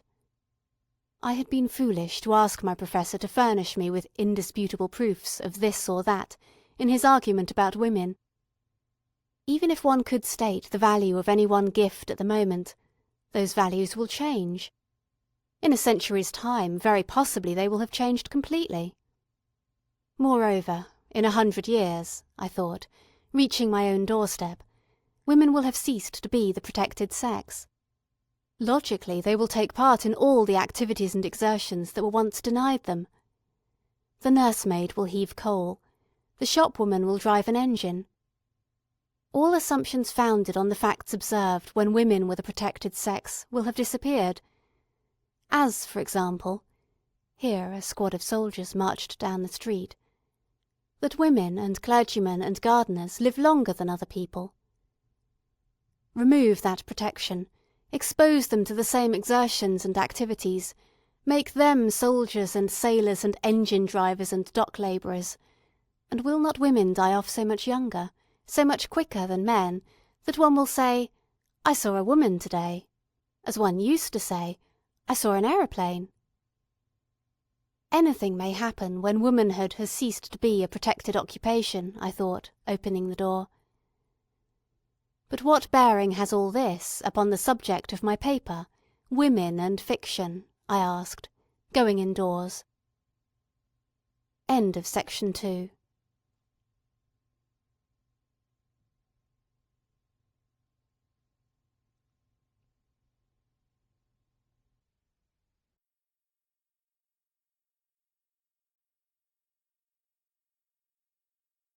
Section 3 of A Room of One's Own by Virginia Woolf.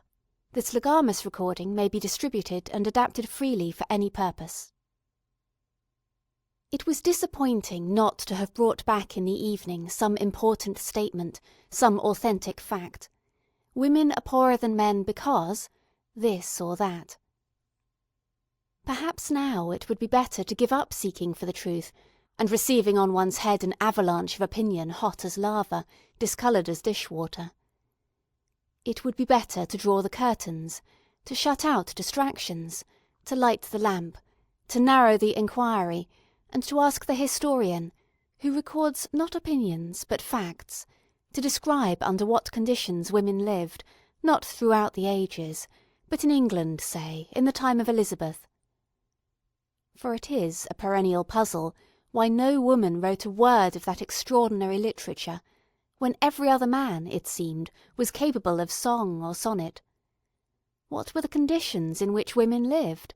I asked myself, for fiction, imaginative work that is not dropped like a pebble upon the ground, as science may be. Fiction is like a spider's web, attached ever so lightly perhaps, but still attached to life at all four corners. Often the attachment is scarcely perceptible. Shakespeare's plays, for instance, seem to hang there complete by themselves. But when the web is pulled askew, hooked up at the edge, torn in the middle, one remembers that these webs are not spun in mid-air by incorporeal creatures, but are the work of suffering human beings, and are attached to grossly material things, like health and money, and the houses we live in. I went, therefore, to the shelf where the histories stand, and took down one of the latest, Professor Trevelyan's History of England. Once more I looked up women, found position of, and turned to the pages indicated. Wife-beating, I read, was a recognised right of man, and was practised without shame by high as well as low. Similarly, the historian goes on, the daughter who refused to marry the gentleman of her parents' choice was liable to be locked up, beaten, and flung about the room, without any shock being inflicted on public opinion. Marriage was not an affair of personal affection, but of family avarice, particularly in the chivalrous upper classes. Betrothal often took place while one or both of the parties was in the cradle, and marriage when they were scarcely out of the nurse's charge. That was about 1470, soon after Chaucer's time. The next reference to the position of women is some 200 years later, in the time of the Stuarts. It was still the exception for women of the upper and middle class to choose their own husbands, and when the husband had been assigned, he was lord and master, so far at least as law and custom could make him. Yet even so, Professor Trevelyan concludes, neither Shakespeare's women nor those of authentic 17th century memoirs, like the Verneys and the Hutchinsons, seem wanting in personality and character. Certainly, if we consider it, Cleopatra must have had a way with her. Lady Macbeth, one would suppose, had a will of her own. Rosalind, one might conclude, was an attractive girl. Professor Trevelyan is speaking no more than the truth when he remarks that Shakespeare's women do not seem wanting in personality and character. Not being a historian, one might go even further, and say that women have burnt like beacons in all the works of all the poets from the beginning of time. Clytemnestra, Antigone, Cleopatra, Lady Macbeth, Phaedra, Cressida, Rosalind, Desdemona, the Duchess of Malfi, among the dramatists. Then among the prose writers, Millamant, Clarissa, Becky Sharp, Anna Karenina, Emma Bovary, Madame de Guermantes. The names flock to mind, nor do they recall women lacking in personality and character. Indeed, if woman had no existence, save in the fiction written by men, one would imagine her a person of the utmost importance, very various, heroic and mean, splendid and sordid, infinitely beautiful and hideous in the extreme, as great as a man, some think even greater. But this is woman in fiction. In fact, as Professor Trevelyan points out, she was locked up, beaten, and flung about the room. A very queer composite being thus emerges. Imaginatively, she is of the highest importance. Practically, she is completely insignificant. She pervades poetry from cover to cover. She is all but absent from history. She dominates the lives of kings and conquerors in fiction. In fact, she was the slave of any boy whose parents forced a ring upon her finger. Some of the most inspired words, some of the most profound thoughts in literature fall from her lips. In real life she could hardly read, could scarcely spell, and was the property of her husband. It was certainly an odd monster that one made up by reading the historians first and the poets afterwards, a worm winged like an eagle, the spirit of life and beauty in a kitchen chopping up suet. But these monsters, however amusing to the imagination, have no existence in fact.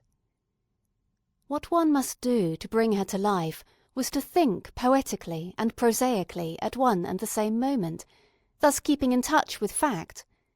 That she is Mrs. Martin, aged 36, dressed in blue, wearing a black hat and brown shoes, but not losing sight of fiction either, that she is a vessel in which all sorts of spirits and forces are coursing and flashing perpetually. The moment, however, that one tries this method with the Elizabethan woman, one branch of illumination fails, one is held up by the scarcity of facts. One knows nothing detailed, nothing perfectly true and substantial about her. History scarcely mentions her. And I turned to Professor Trevelyan again to see what history meant to him. I found, by looking at his chapter headings, that it meant the Manor Court and the Methods of Open Field Agriculture, the Cistercians and sheep farming, the Crusades, the University, the House of Commons, the 100 Years' War, the Wars of the Roses, the Renaissance scholars, the dissolution of the monasteries, agrarian and religious strife, the origin of English sea power, the Armada, and so on. Occasionally an individual woman is mentioned, an Elizabeth or a Mary, a queen or a great lady. But by no possible means could middle-class women with nothing but brains and character at their command have taken part in any one of the great movements which, brought together, constitute the historian's view of the past. Nor shall we find her in collection of anecdotes. Aubrey hardly mentions her. She never writes her own life, and scarcely keeps a diary. There are only a handful of her letters in existence. She left no plays or poems by which we can judge her. What one wants, I thought, and why does not some brilliant student at Newnham or Girton supply it, is a mass of information. At what age did she marry? How many children had she as a rule? What was her house like? Had she a room to herself? Did she do the cooking? Would she be likely to have a servant? All these facts lie somewhere, presumably, in parish registers and account books. The life of the average Elizabethan woman must be scattered about somewhere, could one collect it and make a book of it. It would be ambitious beyond my daring, I thought, looking about the shelves for books that were not there, to suggest to the students of those famous colleges that they should rewrite history, though I own that it often seems a little queer as it is, unreal, lopsided. But why should they not add a supplement to history, calling it, of course, by some inconspicuous name, so that women might figure there without impropriety? For one often catches a glimpse of them in the lives of the great, whisking away into the background, concealing, I sometimes think, a wink, a laugh, perhaps a tear.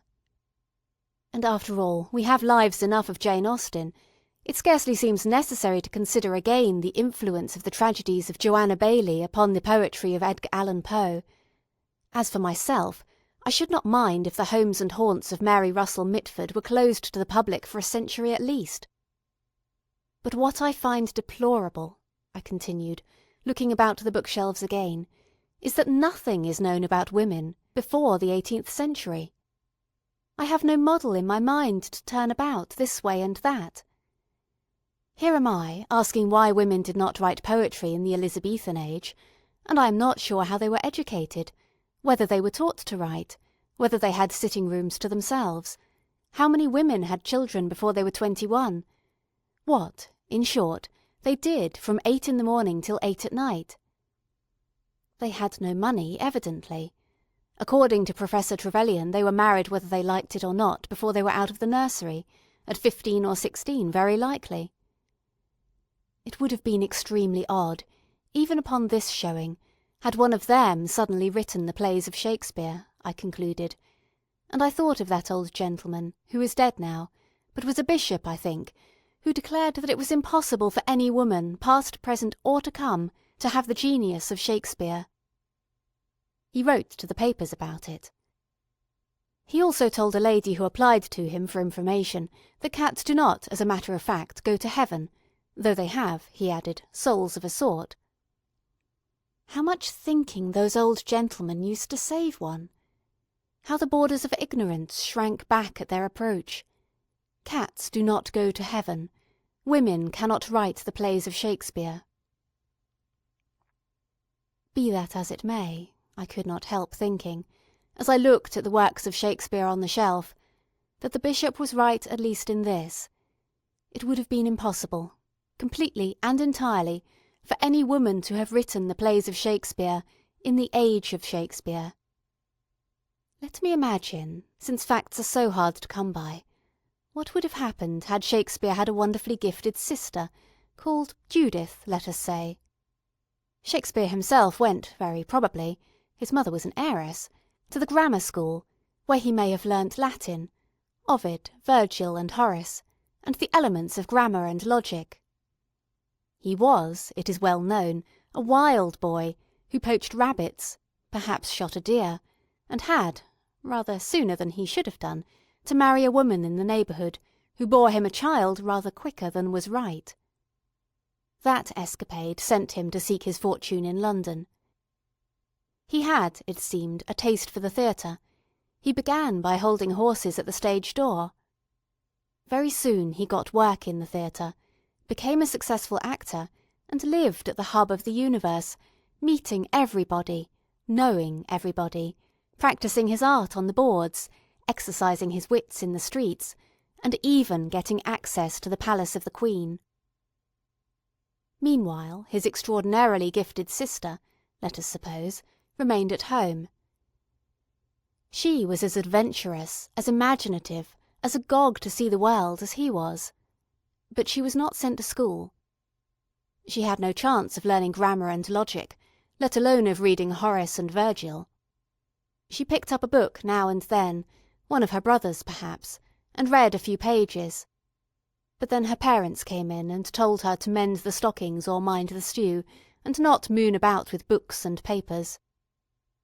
They would have spoken sharply, but kindly, for they were substantial people who knew the conditions of life for a woman, and loved their daughter. Indeed, more likely than not, she was the apple of her father's eye. Perhaps she scribbled some pages up in an apple loft on the sly, but was careful to hide them or set fire to them.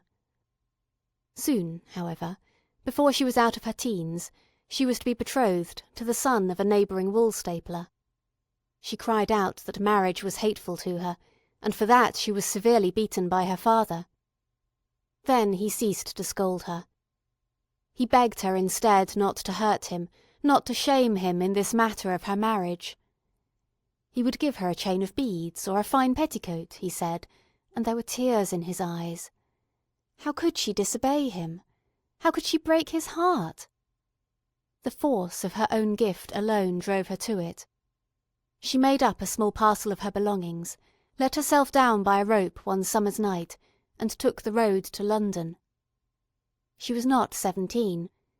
The birds that sang in the hedge were not more musical than she was. She had the quickest fancy, a gift, like her brother's, for the tune of words. Like him, she had a taste for the theatre. She stood at the stage door. She wanted to act, she said. Men laughed in her face. The manager, a fat, loose-lipped man, guffawed. He bellowed something about poodles dancing and women acting. No woman, he said, could possibly be an actress. He hinted, you can imagine what. She could get no training in her craft.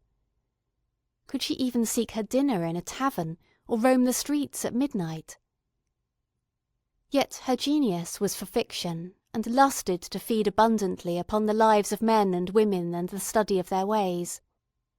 At last, for she was very young, oddly like Shakespeare the poet in her face, with the same grey eyes and rounded brows. At last Nick Green, the actor-manager, took pity on her.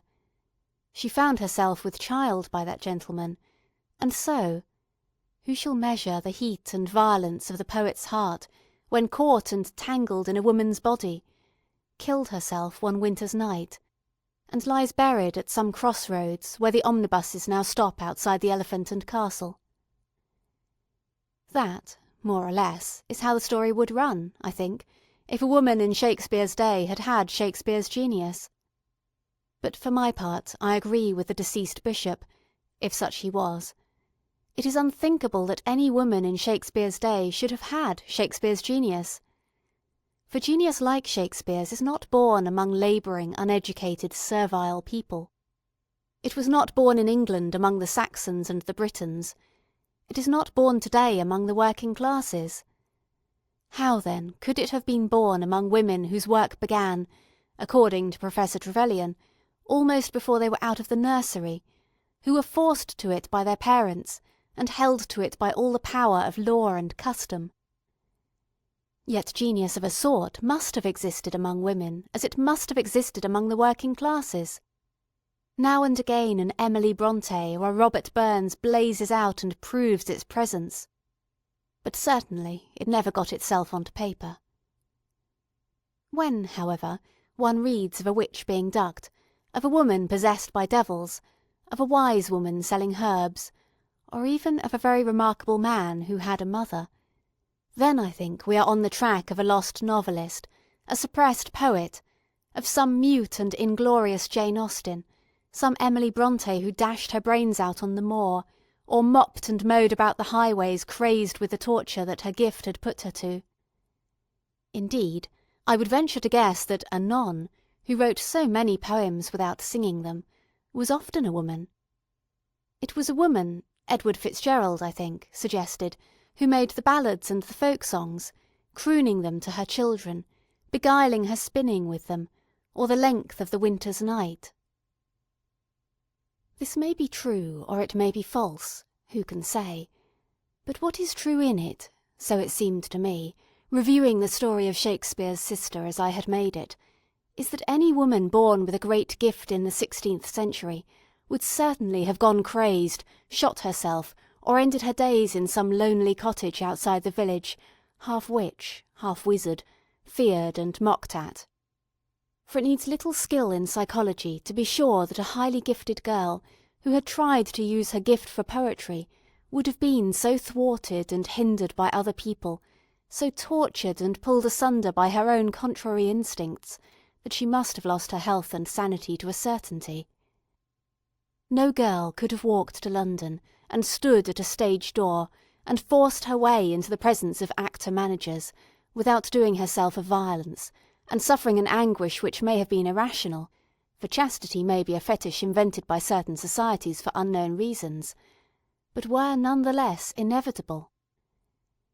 Chastity had then, it has even now, a religious importance in a woman's life, and has so wrapped itself round with nerves and instincts that to cut it free and bring it to the light of day demands courage of the rarest.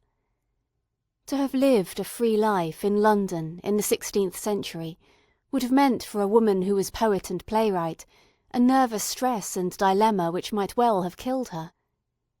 Had she survived, whatever she had written would have been twisted and deformed, issuing from a strained and morbid imagination. And undoubtedly, I thought, looking at the shelf where there are no plays by women, her work would have gone unsigned. That refuge she would have sought certainly. It was the relic of the sense of chastity that dictated anonymity to women even so late as the 19th century. Currer Bell, George Eliot, George Sand, all the victims of inner strife, as their writings prove, sought ineffectively to veil themselves by using the name of a man. Thus they did homage to the convention, which, if not implanted by the other sex, was liberally encouraged by them.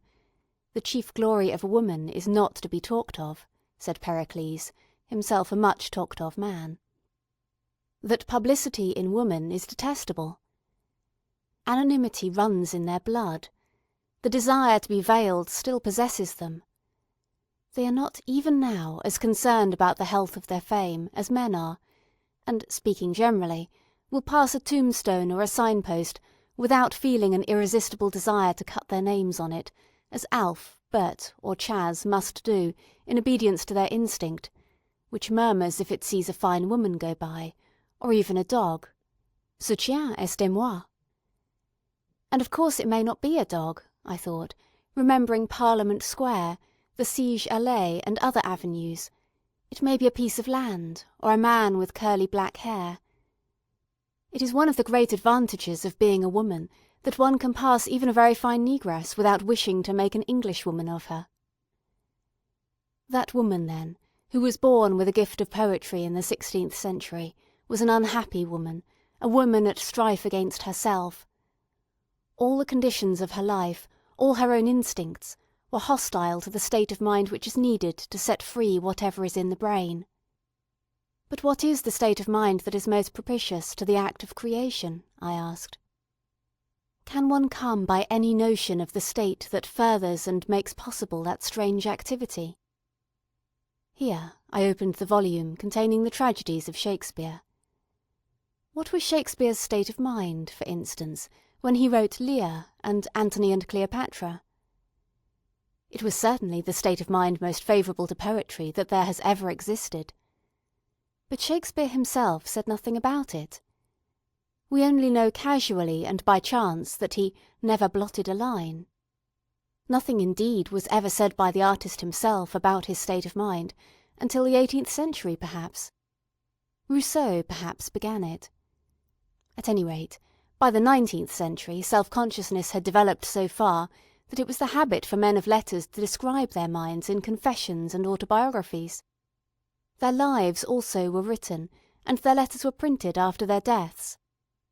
Thus, though we do not know what Shakespeare went through when he wrote Lear, we do know what Carlyle went through when he wrote the French Revolution, what Flaubert went through when he wrote Madame Bovary, what Keats was going through when he tried to write poetry against the coming death and the indifference of the world. And one gathers from this enormous modern literature of confession and self-analysis that to write a work of genius is almost always a feat of prodigious difficulty. Everything is against the likelihood that it will come from the writer's mind whole and entire. Generally, material circumstances are against it. Dogs will bark, people will interrupt, money must be made, health will break down. Further, accentuating all these difficulties and making them harder to bear is the world's notorious indifference. It does not ask people to write poems and novels and histories. It does not need them. It does not care whether Flaubert finds the right word, or whether Carlyle scrupulously verifies this or that fact. Naturally, it will not pay for what it does not want. And so the writer, Keats, Flaubert, Carlyle, suffers, especially in the creative years of youth, every form of distraction and discouragement. A curse, a cry of agony, rises from those books of analysis and confession. Mighty poets in their misery dead, that is the burden of their song. If anything comes through in spite of all this, it is a miracle, and probably no book is born entire and uncrippled as it was conceived. But for women, I thought, looking at the empty shelves, these difficulties were infinitely more formidable. In the first place, to have a room of her own, let alone a quiet room or a soundproof room, was out of the question, unless her parents were exceptionally rich or very noble, even up to the beginning of the 19th century. Since her pin money, which depended on the goodwill of her father, was only enough to keep her clothed, she was debarred from such alleviations as came even to Keats or Tennyson or Carlyle, all poor men, from a walking tour, a little journey to France, from the separate lodging which, even if it were miserable enough, sheltered them from the claims and tyrannies of their families. Such material difficulties were formidable, but much worse were the immaterial. The indifference of the world which Keats and Flaubert and other men of genius have found so hard to bear was in her case not indifference, but hostility. The world did not say to her, as it said to them, "Write if you choose, it makes no difference to me." The world said with a guffaw, "Write? What's the good of your writing?" Here the psychologists of Newnham and Girton might come to our help, I thought, looking again at the blank spaces on the shelves. For surely it is time that the effect of discouragement upon the mind of the artist should be measured, as I have seen a dairy company measure the effect of ordinary milk and grade A milk upon the body of the rat. They set 2 rats in cages side by side, and of the 2 one was furtive, timid, and small, and the other was glossy, bold, and big. Now what food do we feed women as artists upon? I asked, remembering, I suppose, that dinner of prunes and custard. To answer that question I had only to open the evening paper and to read that Lord Birkenhead is of opinion. But really I am not going to trouble to copy out Lord Birkenhead's opinion upon the writing of women. What Dean Ing says I will leave in peace. The Harley Street specialist may be allowed to rouse the echoes of Harley Street with his vociferations without raising a hair on my head. I will quote, however, Mr. Oscar Browning, because Mr. Oscar Browning was a great figure in Cambridge at one time, and used to examine the students at Girton and Newnham. Mr. Oscar Browning was wont to declare that the impression left on his mind, after looking over any set of examination papers, was that, irrespective of the marks he might give, the best woman was intellectually the inferior of the worst man. After saying that, Mr. Browning went back to his rooms, and it is this sequel that endears him and makes him a human figure of some bulk and majesty. He went back to his rooms and found a stable boy lying on the sofa. A mere skeleton, his cheeks were cavernous and sallow, his teeth were black, and he did not appear to have the full use of his limbs. "That's Arthur," said Mr. Browning. "He's a dear boy, really, and most high-minded." The 2 pictures always seem to me to complete each other. And happily, in this age of biography, the 2 pictures often do complete each other, so that we are able to interpret the opinions of great men not only by what they say, but by what they do. But though this is possible now, such opinions coming from the lips of important people must have been formidable enough even 50 years ago. Let us suppose that a father from the highest motives did not wish his daughter to leave home and become writer, painter, or scholar. "See what Mr. Oscar Browning says," he would say. And there so was not only Mr. Oscar Browning, there was the Saturday Review, there was Mr. Gregg. The essentials of a woman's being, said Mr. Gregg emphatically, are that they are supported by and they minister to men. There was an enormous body of masculine opinion to the effect that nothing could be expected of women intellectually. Even if her father did not read out loud these opinions, any girl could read them for herself, and the reading, even in the 19th century, must have lowered her vitality and told profoundly upon her work. There would always have been that assertion, "You cannot do this, you are incapable of doing that," to protest against, to overcome. Probably for a novelist this germ is no longer of much effect, for there have been women novelists of merit. But for painters it must still have some sting in it, and for musicians, I imagine, is even now active and poisonous in the extreme. The woman composer stands where the actress stood in the time of Shakespeare.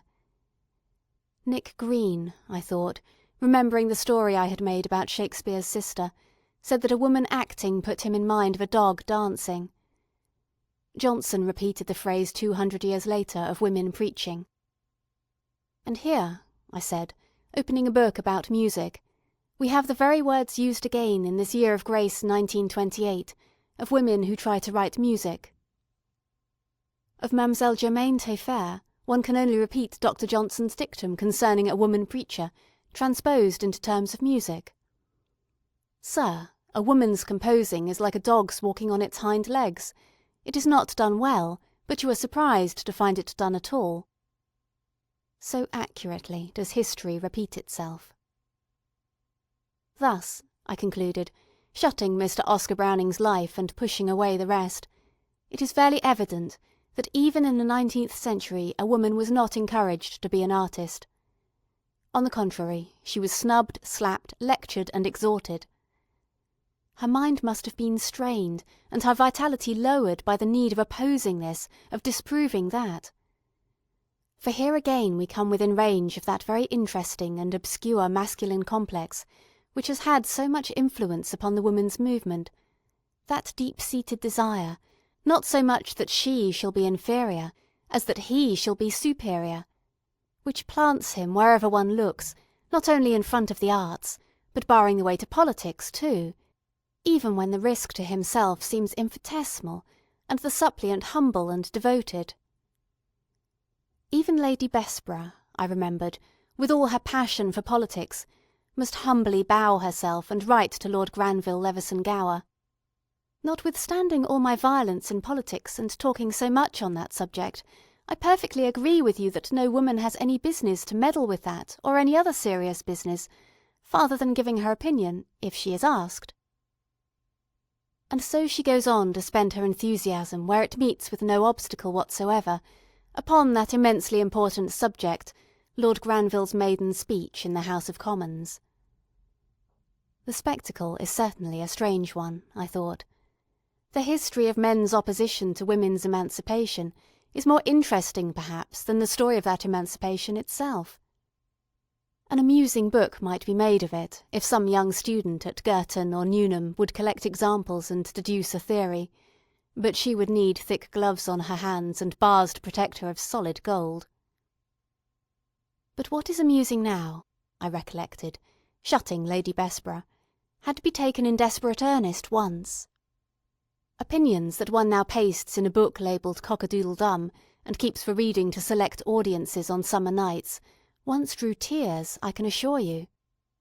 Among your grandmothers and great-grandmothers there were many that wept their eyes out. Florence Nightingale shrieked aloud in her agony.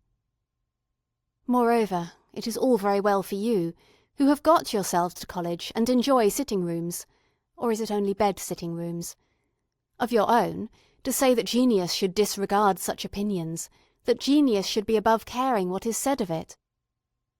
Unfortunately, it is precisely the men or women of genius who mind most what is said of them. Remember Keats. Remember the words he had cut on his tombstone. Think of Tennyson. But I need hardly multiply instances of the undeniable, if very fortunate fact, that it is the nature of the artist to mind excessively what is said about him. Literature is strewn with the wreckage of men who have minded beyond reason the opinions of others.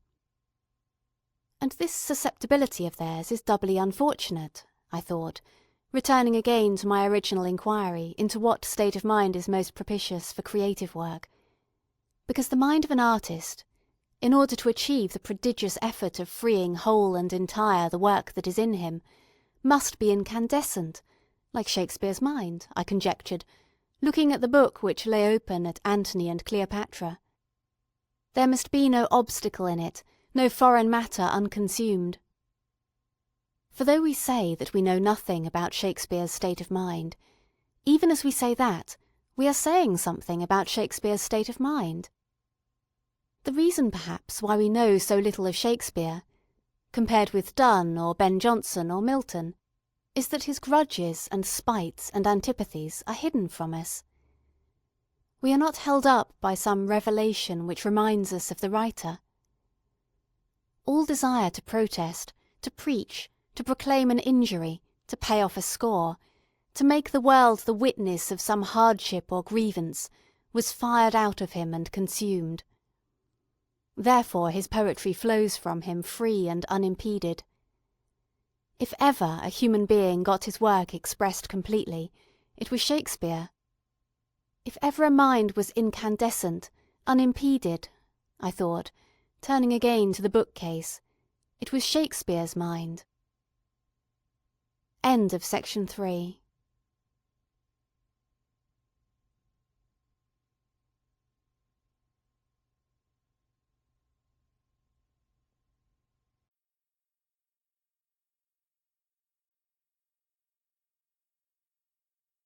Section 4 of A Room of One's Own by Virginia Woolf. This legamus recording may be distributed and adapted freely for any purpose. That one would find any woman in that state of mind in the 16th century was obviously impossible. One has only to think of the Elizabethan tombstones with all those children kneeling with clasped hands, and their early deaths, and to see their houses with their dark, cramped rooms, to realise that no woman could have written poetry then. What one would expect to find would be that rather later, perhaps some great lady would take advantage of her comparative freedom and comfort to publish something with her name to it and risk being thought a monster. Men, of course, are not snobs, I continued, carefully eschewing the arrant feminism of Miss Rebecca West, but they appreciate with sympathy for the most part the efforts of a countess to write verse. One would expect to find a lady of title meeting with far greater encouragement than an unknown Miss Austen or a Miss Bronte at that time would have met with. But one would also expect to find that her mind was disturbed by alien emotions like fear and hatred, and that her poems showed traces of that disturbance. Here is Lady Winchelsea, for example, I thought, taking down her poems. She was born in the year 1661. She was noble both by birth and by marriage. She was childless. She wrote poetry, and one has only to open her poetry to find her bursting out in indignation against the position of women. How we are fallen by mistaken rules, and education's more than nature's fools, debarred from all improvements of the mind, and to be dull, expected and designed. And if someone would soar above the rest, with warmer fancy and ambition pressed, so strong the opposing faction still appears, the hopes to thrive can ne'er outweigh the fears.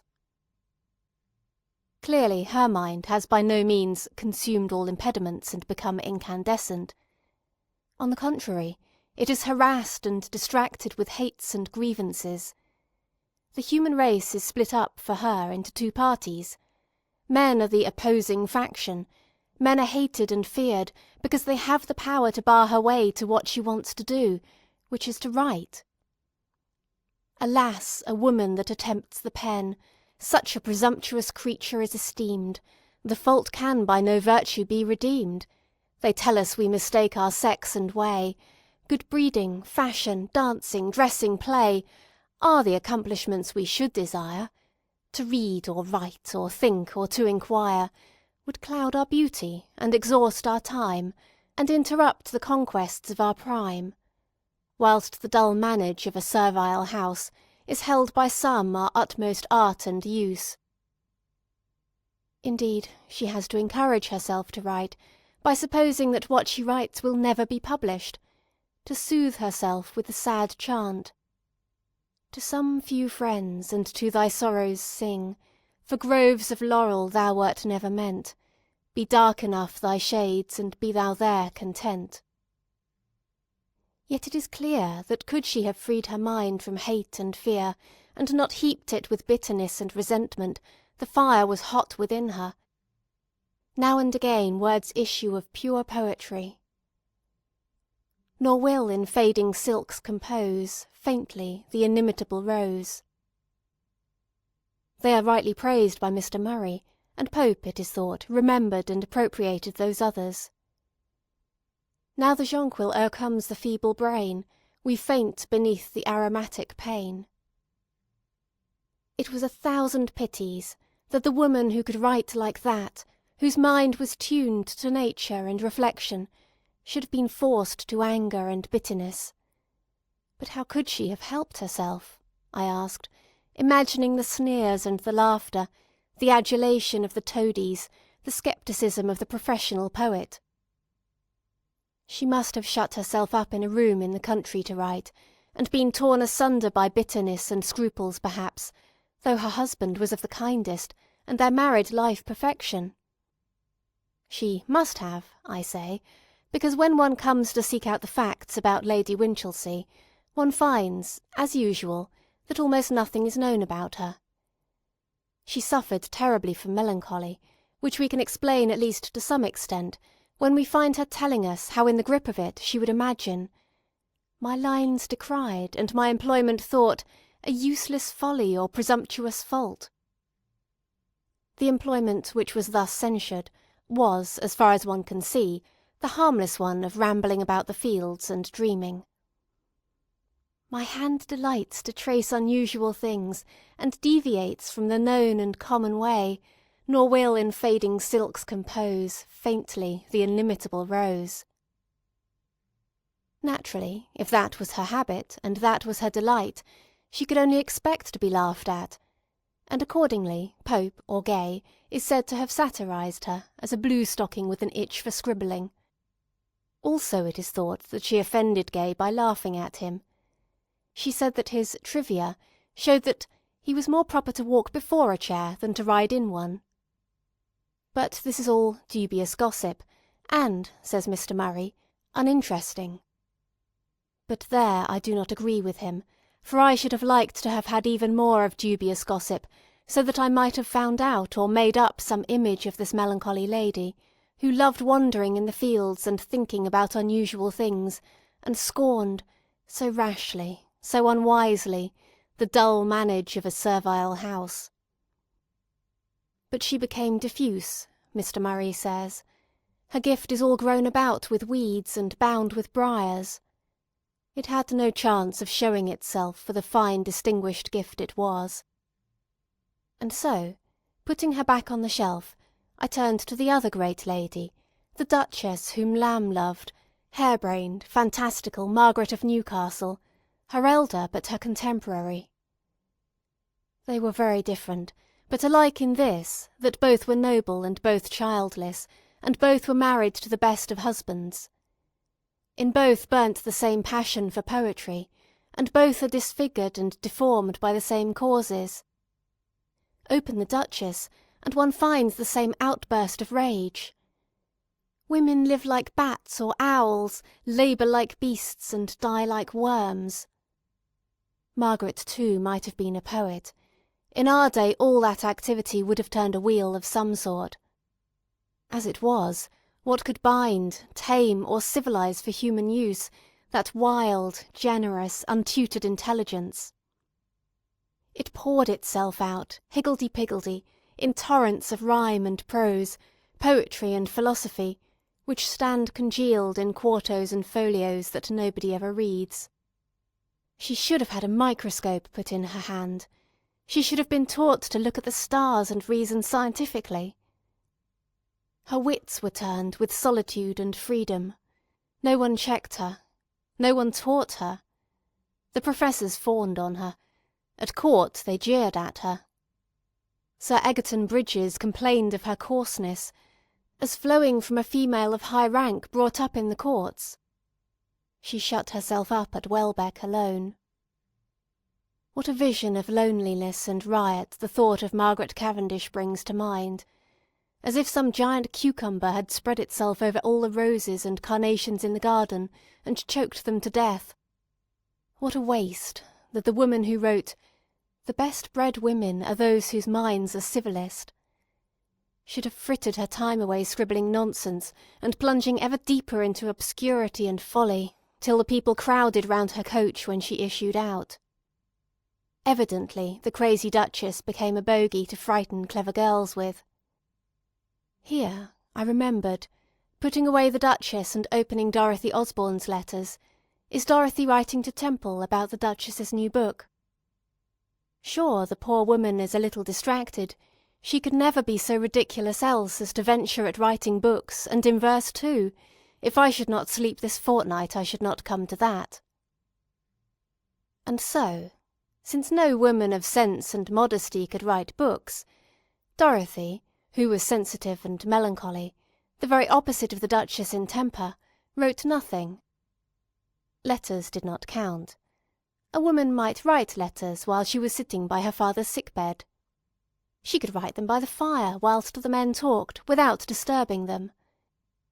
The strange thing is, I thought, turning over the pages of Dorothy's letters, what a gift that untaught and solitary girl had for the framing of a sentence, for the fashioning of a scene. Listen to her running on.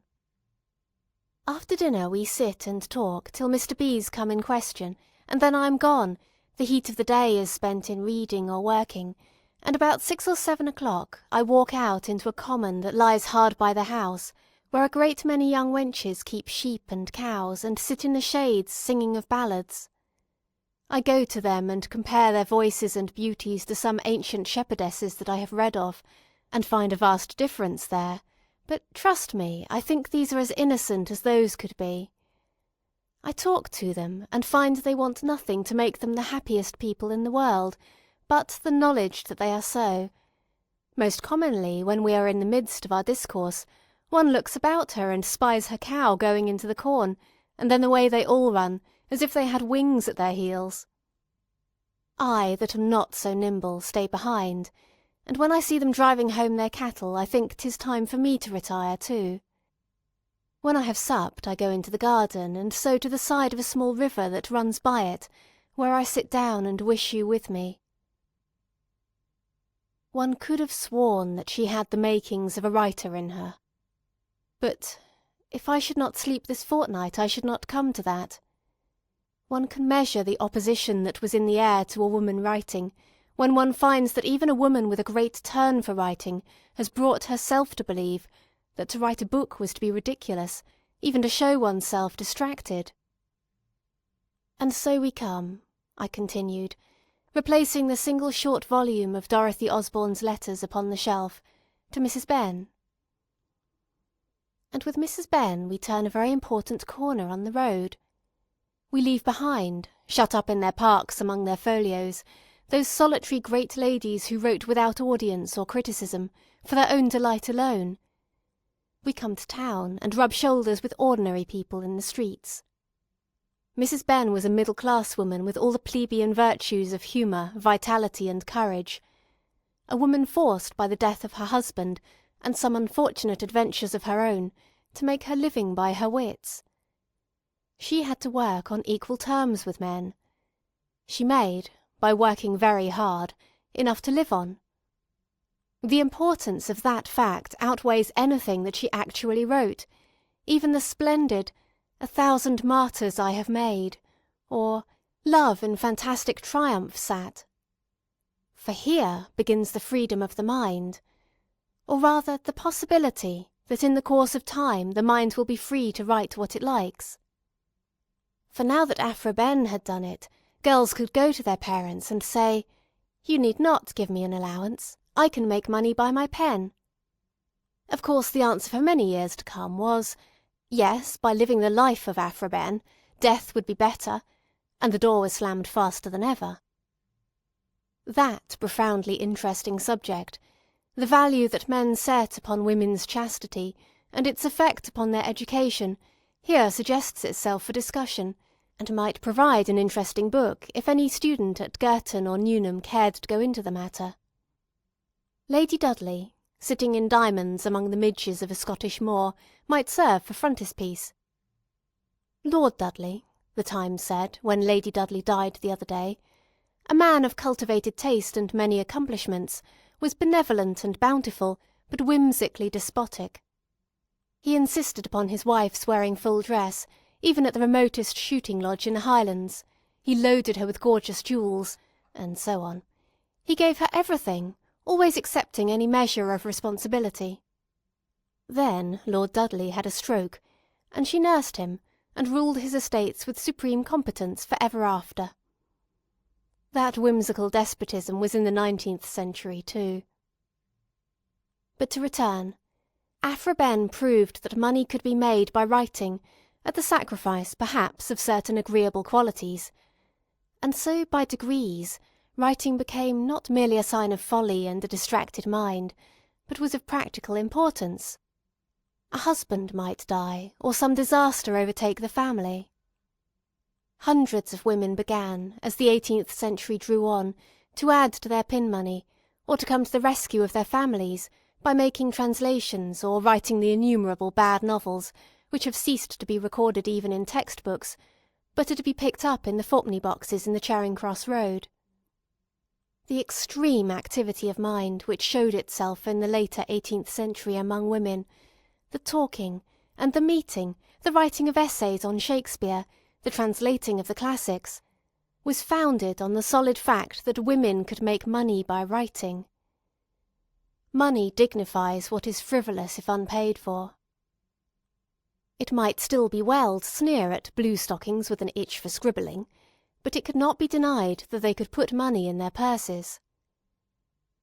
Thus, towards the end of the 18th century, a change came about which, if I were rewriting history, I should describe more fully and think of greater importance than the Crusades or the Wars of the Roses. The middle-class woman began to write.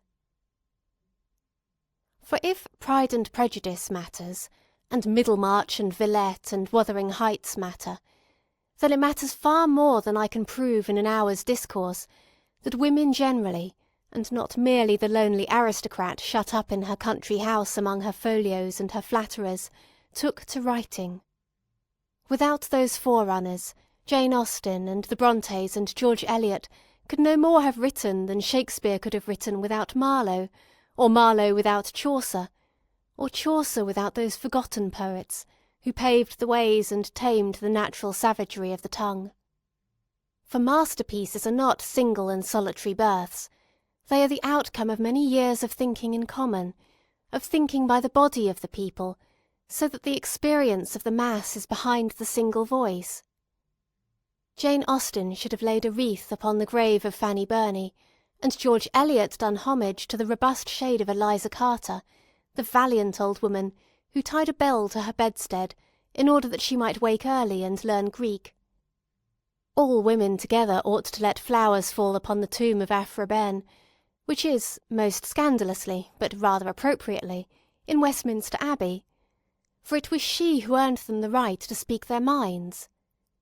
It is she, shady and amorous as she was, who makes it not quite fantastic for me to say to you tonight, earn 500 a year by your wits.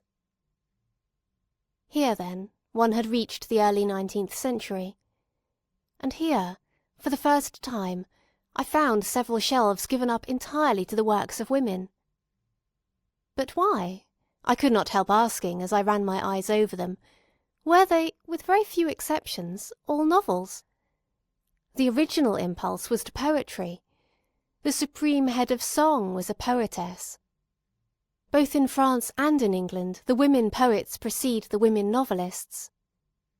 Moreover, I thought, looking at the 4 famous names, what had George Eliot in common with Emily Bronte? Did not Charlotte Bronte fail entirely to understand Jane Austen? Save for the possibly relevant fact that not one of them had a child, 4 more incongruous characters one could not have met together in a room. So much so that it is tempting to invent a meeting and a dialogue between them. Yet by some strange force they were all compelled when they wrote to write novels. Had it something to do with being born of the middle class, I asked, and with the fact, which Miss Emily Davis a little later was so strikingly to demonstrate, that the middle-class family in the early 19th century was possessed only of a single sitting-room between them. If a woman wrote, she would have to write in the common sitting-room. And as Miss Nightingale was so vehemently to complain, women never have a half-hour that they can call their own. She was always interrupted. Still, it would be easier to write prose and fiction there than to write poetry or a play. Less concentration is required. Jane Austen wrote like that to the end of her days. How she was able to effect all this, her nephew writes in his memoir, is surprising, for she had no separate study to repair to, and most of the work must have been done in the general sitting-room, subject to all kinds of casual interruptions. She was careful that her occupation should not be suspected by servants or visitors, or any persons beyond her own family party. Jane Austen hid her manuscripts, or covered them with a piece of blotting paper. Then again, all the literary training that a woman had in the early 19th century was training in the observation of character, in the analysis of emotion. Her sensibility had been educated for centuries by the influences of the common sitting-room. People's feelings were impressed on her, personal relations were always before her eyes. Therefore, when the middle-class woman took to writing, she naturally wrote novels, even though, as seems evident enough, 2 of the 4 famous women here named were not by nature novelists. Emily Bronte should have written poetic plays. The overflow of George Eliot's capacious mind should have spread itself, when the creative impulse was spent, upon history or biography. They wrote novels, however. One may even go further, I said, taking Pride and Prejudice from the shelf, and say that they wrote good novels. Without boasting or giving pain to the opposite sex, one may say that Pride and Prejudice is a good book. At any rate, one would not have been ashamed to have been caught in the act of writing Pride and Prejudice. Yet Jane Austen was glad that a hinge creaked, so that she might hide her manuscript before anyone came in. To Jane Austen there was something discreditable in writing Pride and Prejudice. And, I wondered, would Pride and Prejudice have been a better novel if Jane Austen had not thought it necessary to hide her manuscript from visitors? I read a page or two to see, but I could not find any signs that her circumstances had harmed her work in the slightest. That, perhaps, was the chief miracle about it. Here was a woman, about the year 1800, writing without hate, without bitterness, without fear, without protest, without preaching. That was how Shakespeare wrote, I thought, looking at Antony and Cleopatra. And when people compare Shakespeare and Jane Austen, they may mean that the minds of both had consumed all impediments. And for that reason we do not know Jane Austen, and we do not know Shakespeare. And for that reason Jane Austen pervades every word that she wrote, and so does Shakespeare. If Jane Austen suffered in any way from her circumstances, it was in the narrowness of life that was imposed upon her. It was impossible for a woman to go about alone. She never travelled. She never drove through London in an omnibus, or had luncheon in a shop by herself. But perhaps it was the nature of Jane Austen not to want what she had not. Her gift and her circumstances matched each other completely. But I doubt whether that was true of Charlotte Bronte, I said, opening Jane Eyre and laying it beside Pride and Prejudice. I opened it at chapter 12, and my eye was caught by the phrase, "Anybody may blame me who likes." What were they blaming Charlotte Bronte for, I wondered. And I read how Jane Eyre used to go up onto the roof, when Mrs. Fairfax was making jellies, and looked over the fields at the distant view.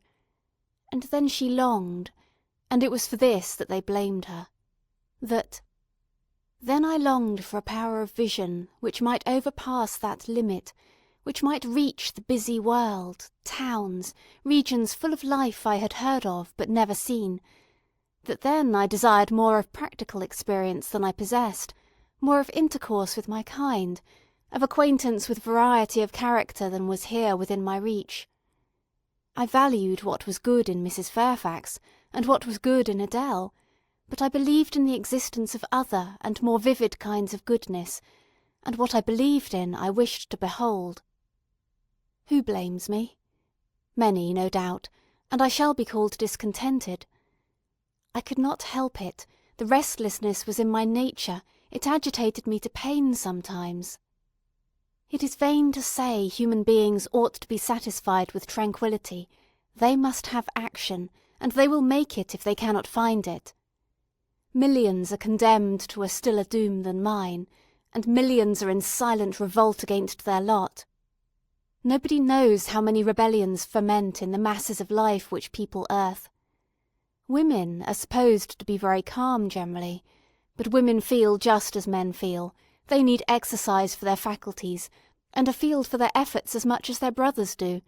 They suffer from too rigid a restraint, too absolute a stagnation, precisely as men would suffer, and it is narrow-minded in their more privileged fellow-creatures to say that they ought to confine themselves to making puddings and knitting stockings, to playing on the piano and embroidering bags. It is thoughtless to condemn them, or laugh at them, if they seek to do more or learn more than custom has pronounced necessary for their sex. When thus alone, I not unfrequently heard Grace Poole's laugh. That is an awkward break, I thought. It is upsetting to come upon Grace Poole all of a sudden. The continuity is disturbed.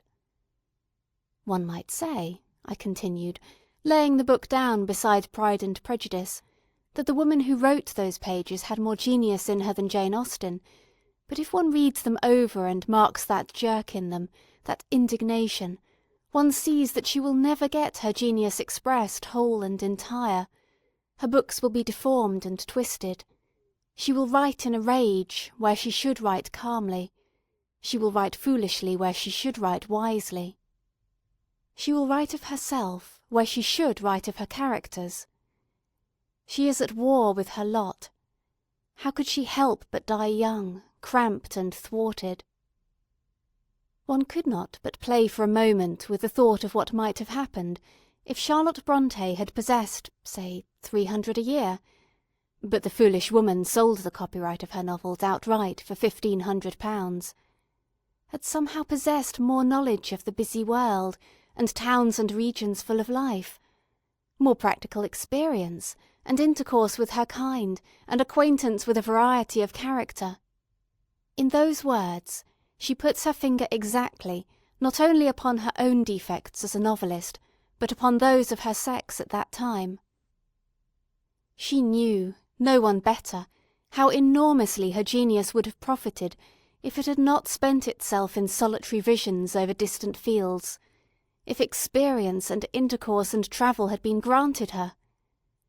But they were not granted. They were withheld, and we must accept the fact that all those good novels, Villette, Emma, Wuthering Heights, Middlemarch, were written by women without more experience of life than could enter the house of a respectable clergyman, written too in the common sitting-room of that respectable house, and by women so poor that they could not afford to buy more than a few quires of paper at a time upon which to write Wuthering Heights or Jane Eyre. One of them, it is true, George Eliot, escaped after much tribulation, but only to a secluded villa in St. John's Wood, and there she settled down in the shadow of the world's disapproval.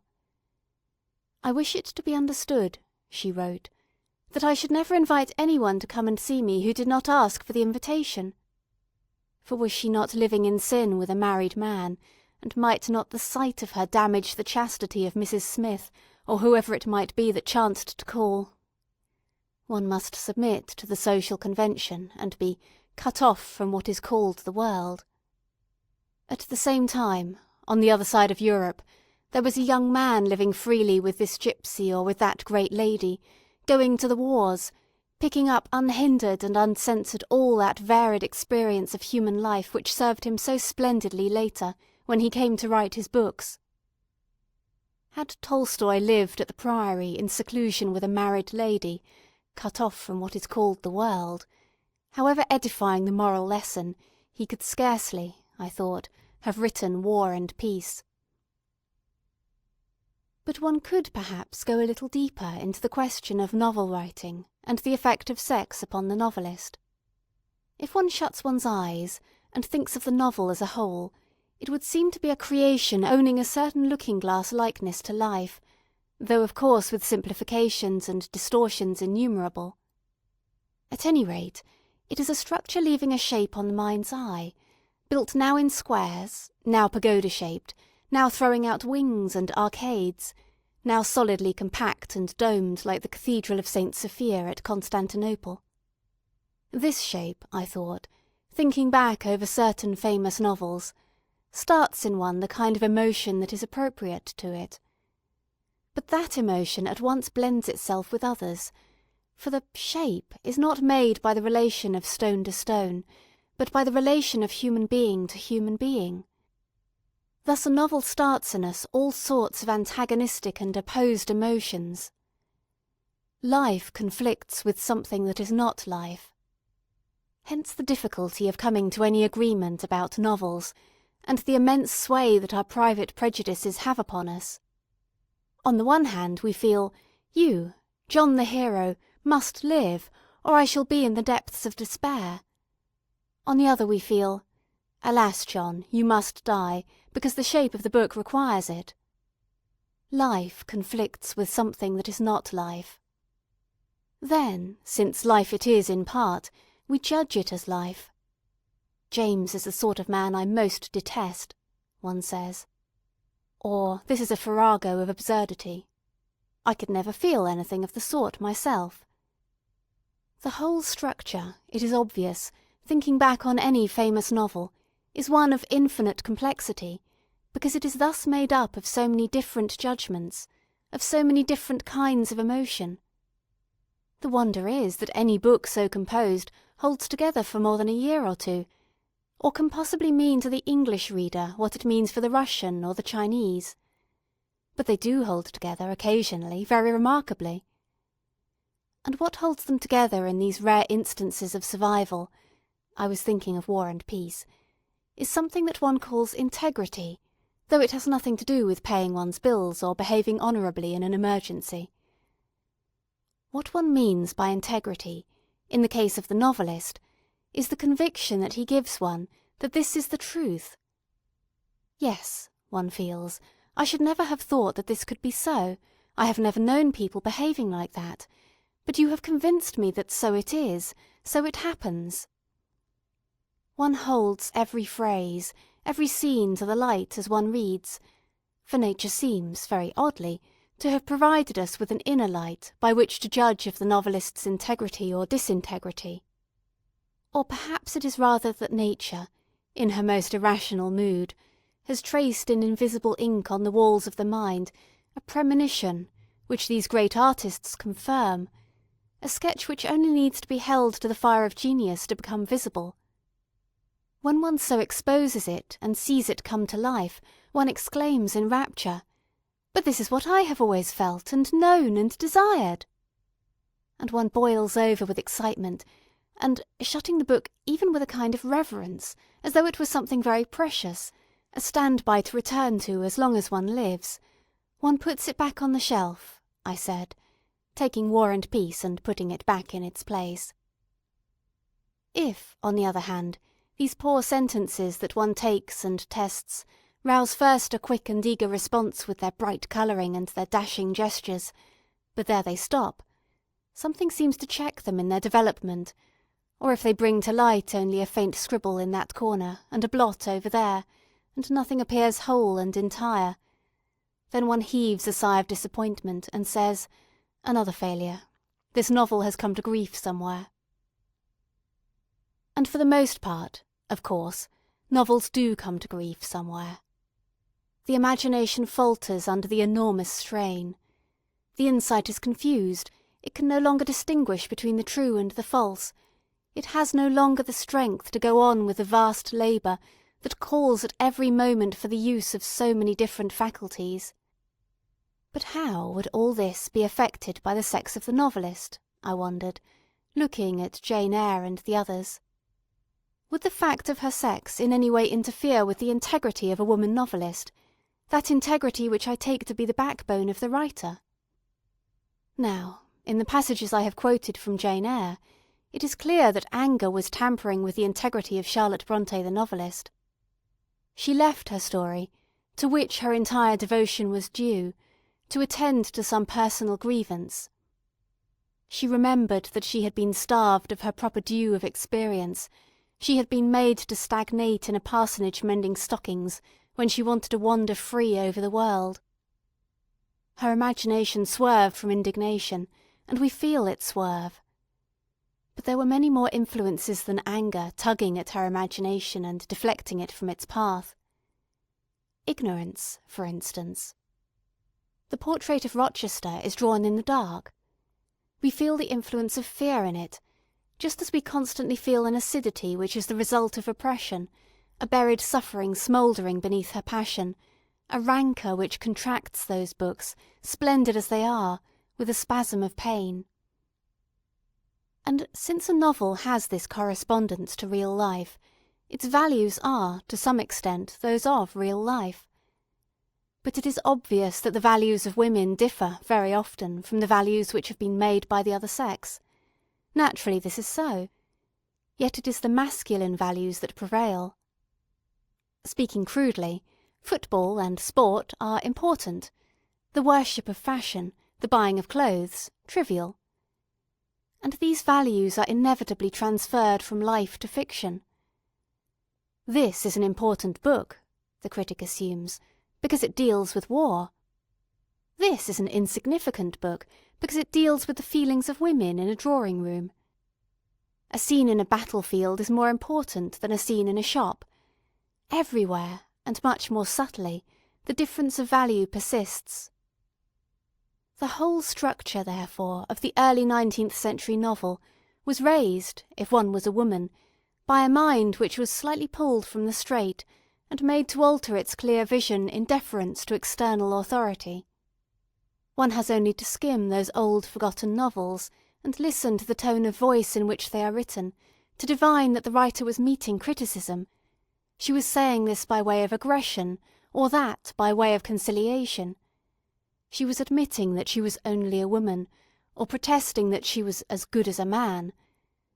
She met that criticism as her temperament dictated, with docility and diffidence, or with anger and emphasis. It does not matter which it was. She was thinking of something other than the thing itself. Down comes her book upon our heads. There was a flaw in the centre of it. And I thought of all the women's novels that lie scattered, like small pock-marked apples in an orchard, about the second-hand bookshops of London. It was the flaw in the centre that had rotted them. She had altered her values in deference to the opinion of others. But how impossible it must have been for them not to budge either to the right or to the left. What genius, what integrity it must have required in face of all that criticism, in the midst of that purely patriarchal society, to hold fast to the thing as they saw it without shrinking. Only Jane Austen did it, and Emily Brontë. It is another feather, perhaps the finest in their caps. They wrote as women write, not as men write. Of all the 1,000 women who wrote novels then, they alone entirely ignored the perpetual admonitions of the eternal pedagogue, write this, think that. They alone were deaf to that persistent voice, now grumbling, now patronising, now domineering, now grieved, now shocked, now angry, now avuncular, that voice which cannot let women alone, but must be at them, like some too conscientious governess, adjuring them, like Sir Egerton Brydges, to be refined, dragging even into the criticism of poetry, criticism of sex. Admonishing them, if they would be good, and win, as I suppose, some shiny prize, to keep within certain limits which the gentleman in question thinks suitable. Female novelists should only aspire to excellence by courageously acknowledging the limitations of their sex. That puts the matter in a nutshell, and when I tell you, rather to your surprise, that this sentence was written not in August 1828, but in August 1928, you will agree, I think, that however delightful it is to us now, it represents a vast body of opinion. I am not going to stir those old pools. I take only what chance has floated to my feet, that was far more vigorous and far more vocal a century ago. It would have needed a very stalwart young woman in 1828 to disregard all those snubs and chidings and promises of prizes. One must have been something of a firebrand to say to oneself, "Oh, but they can't buy literature too. Literature is open to everybody. I refuse to allow you, beadle though you are, to turn me off the grass. Lock up your libraries if you like, but there is no gate, no lock, no bolt that you can set upon the freedom of my mind." But whatever effect discouragement and criticism had upon their writing, and I believe that they had a very great effect, that was unimportant compared with the other difficulty which faced them. I was still considering those early 19th century novelists. When they came to set their thoughts on paper, that is, that they had no tradition behind them, or one so short and partial that it was of little help. For we think back through our mothers if we are women.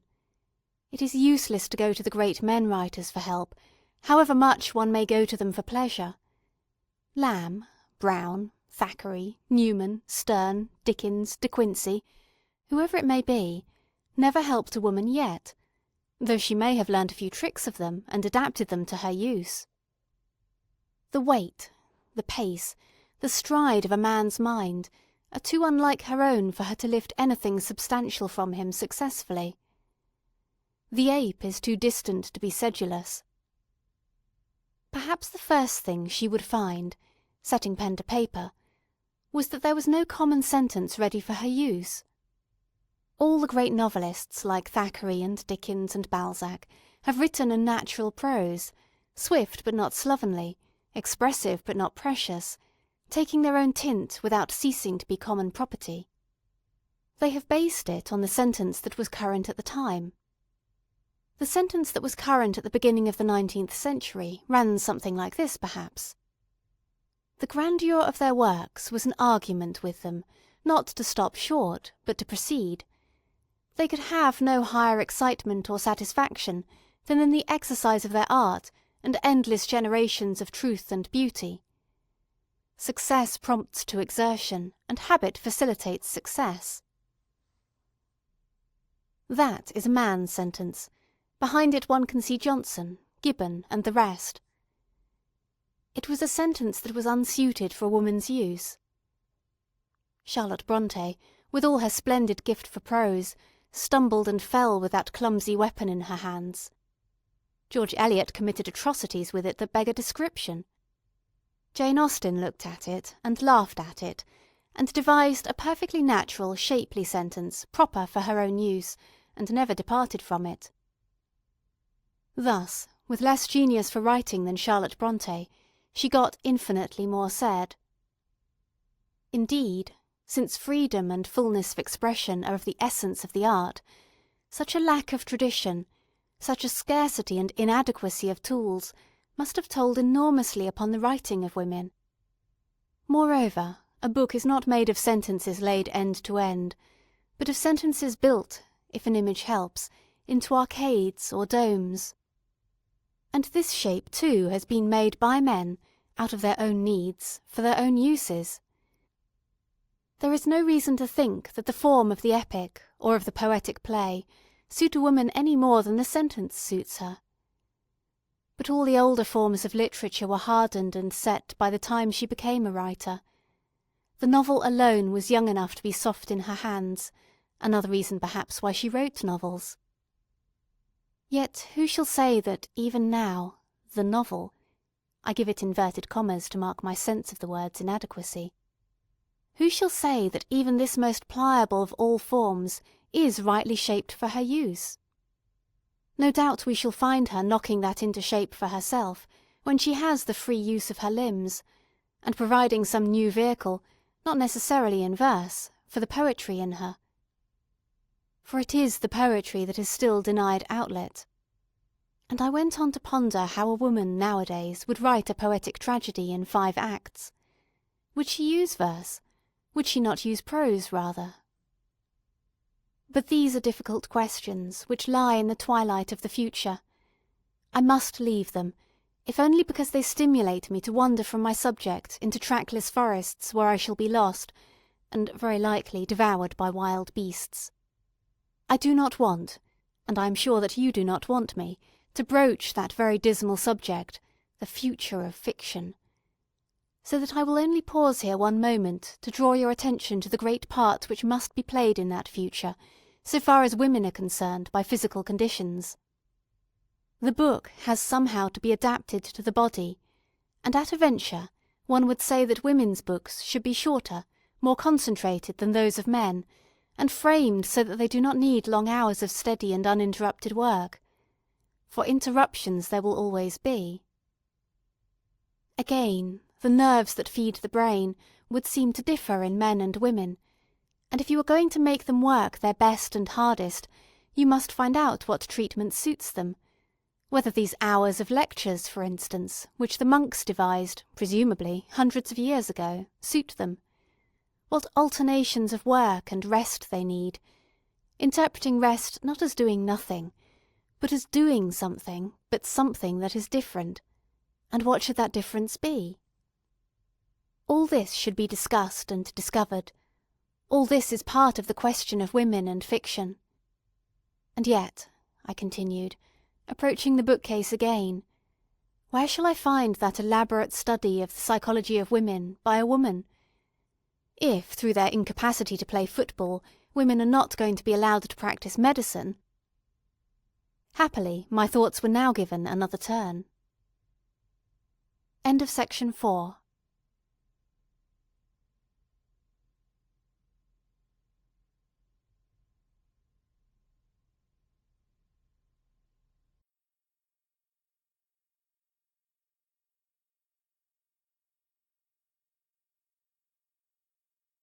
Section 5 of A Room of One's Own by Virginia Woolf. This Legamus recording may be distributed and adapted freely for any purpose.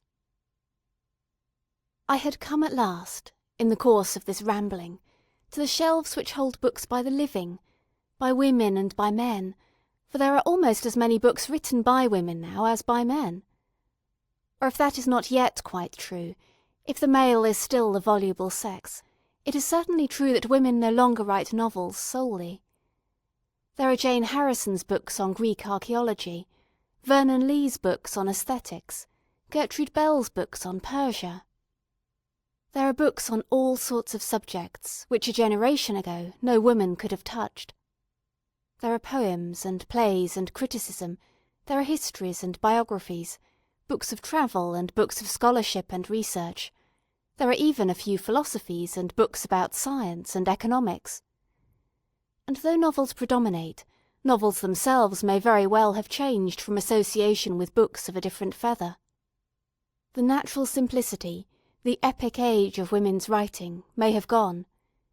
Reading and criticism may have given her a wider range, a greater subtlety. The impulse towards autobiography may be spent. She may be beginning to use writing as an art, not as a method of self-expression. Among these new novels one might find an answer to several such questions. I took down one of them at random. It stood at the very end of the shelf, was called Life's Adventure, or some such title, by Mary Carmichael, and was published in this very month of October. It seems to be her first book, I said to myself, but one must read it as if it were the last volume in a fairly long series, continuing all those other books that I have been glancing at, Lady Winchelsea's poems and Aphra plays, and the novels of the 4 great novelists.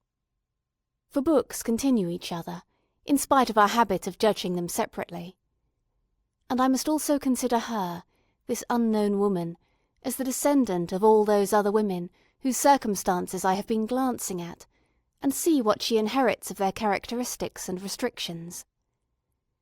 So, with a sigh, because novels so often provide an anodyne and not an antidote, glide one into torpid slumbers instead of rousing one with a burning brand, I settled down with a notebook and a pencil to make what I could of Mary Carmichael's first novel, Life's Adventure.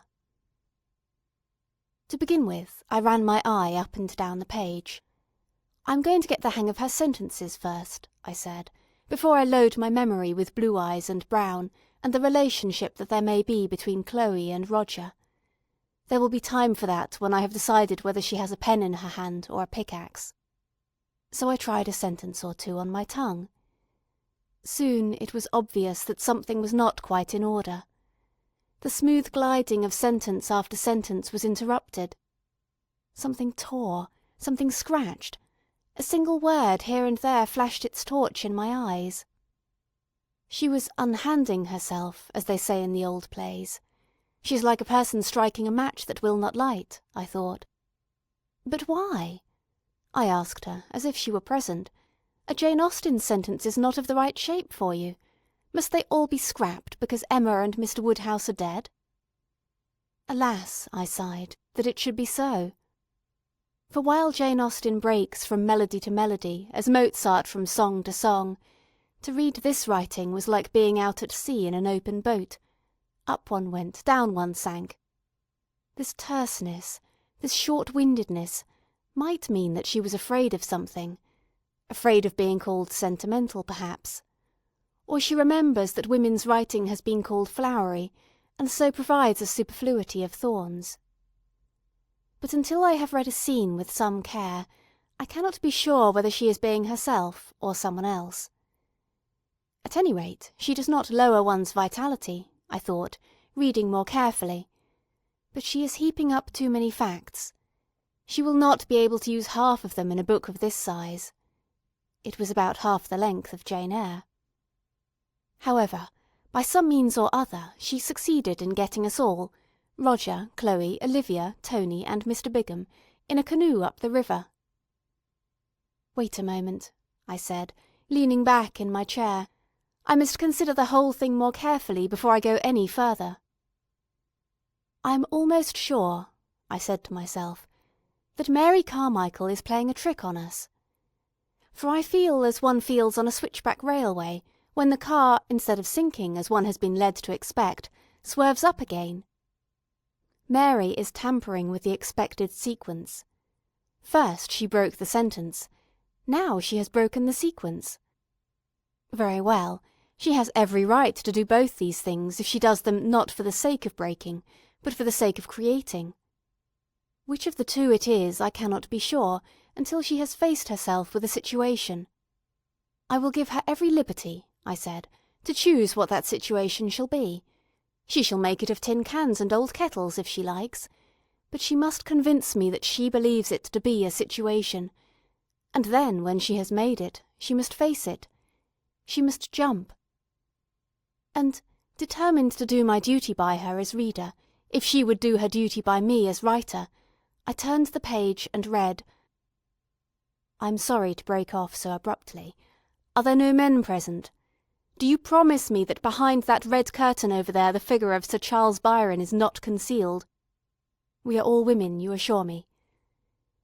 Then I may tell you that the very next words I read were these: Chloe liked Olivia. Do not start. Do not blush. Let us admit, in the privacy of our own society, that these things sometimes happen. Sometimes women do like women. Chloe liked Olivia, I read. And then it struck me how immense a change was there. Chloe liked Olivia, perhaps for the first time in literature. Cleopatra did not like Octavia. And how completely Antony and Cleopatra would have been altered had she done so. As it is, I thought, letting my mind, I'm afraid, wander a little from life's adventure, the whole thing is simplified, conventionalized, if one dared say it absurdly. Cleopatra's only feeling about Octavia is one of jealousy. Is she taller than I am? How does she do her hair? The play, perhaps, required no more. But how interesting it would have been if the relationship between the two women had been more complicated. All these relationships between women, I thought, rapidly recalling the splendid gallery of fictitious women, are too simple. So much has been left out, unattempted. And I tried to remember any case in the course of my reading where two women are represented as friends. There is an attempt at it in Diana of the Crossways. They are confidants, of course, in Racine and the Greek tragedies. They are now and then mothers and daughters. But almost without exception they are shown in their relation to men.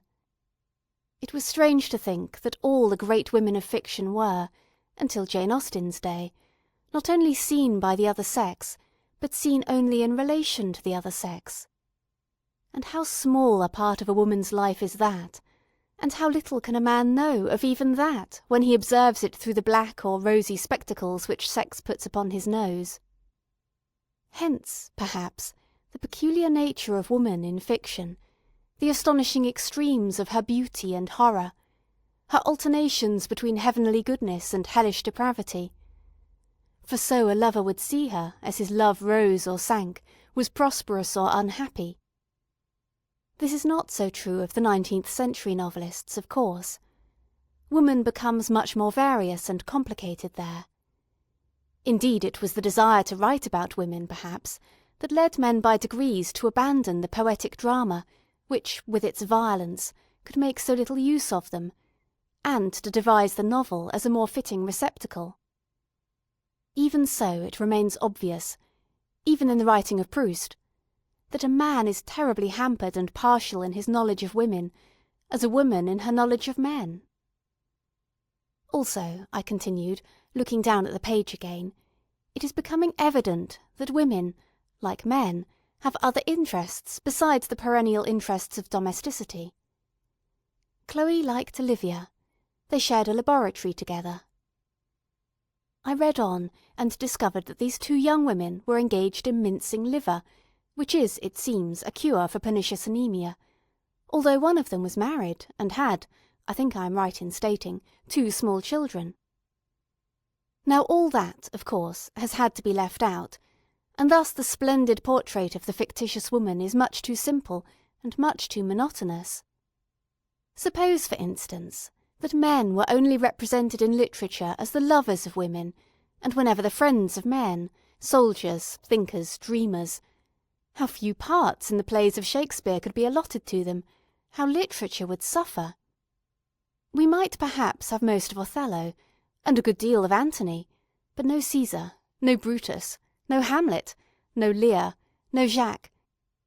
Literature would be incredibly impoverished, as indeed literature is impoverished beyond our counting by the doors that have been shut upon women. Married against their will, kept in one room and to one occupation, how could a dramatist give a full or interesting or truthful account of them? Love was the only possible interpreter. The poet was forced to be passionate or bitter, unless indeed he chose to hate women, which meant more often than not that he was unattractive to them. Now, if Chloe likes Olivia, and they share a laboratory, which of itself will make their friendship more varied and lasting because it will be less personal, if Mary Carmichael knows how to write, and I was beginning to enjoy some quality in her style, if she has a room to herself, of which I am not quite sure, if she has 500 a year of her own, but that remains to be proved, then I think that something of great importance has happened. For if Chloe likes Olivia, and Mary Carmichael knows how to express it, she will light a torch in that vast chamber where nobody has yet been.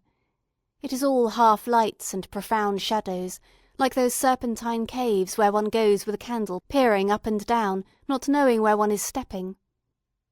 And I began to read the book again, and read how Chloe watched Olivia put a jar on a shelf, and say how it was time to go home to her children.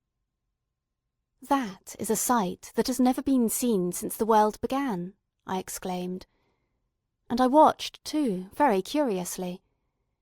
For I wanted to see how Mary Carmichael set to work to catch those unrecorded gestures, those unsaid or half-said words, which form themselves, no more palpably than the shadows of moths on the ceiling, when women are alone, unlit by the capricious and coloured light of the other sex. "She will need to hold her breath," I said, reading on, "if she is to do it. For women are so suspicious of any interest that has not some obvious motive behind it, so terribly accustomed to concealment and suppression, that they are off at the flicker of an eye turned observingly in their direction. The only way for you to do it," I thought, addressing Mary Carmichael as if she were there, "would be to talk of something else, looking steadily out of the window, and thus note, not with a pencil in a notebook, but in the shortest of shorthand, in words that are hardly syllabled yet, what happens when Olivia, this organism that has been under the shadow of the rock these million years, feels the light fall on it, and sees coming her way a piece of strange food, knowledge, adventure, art.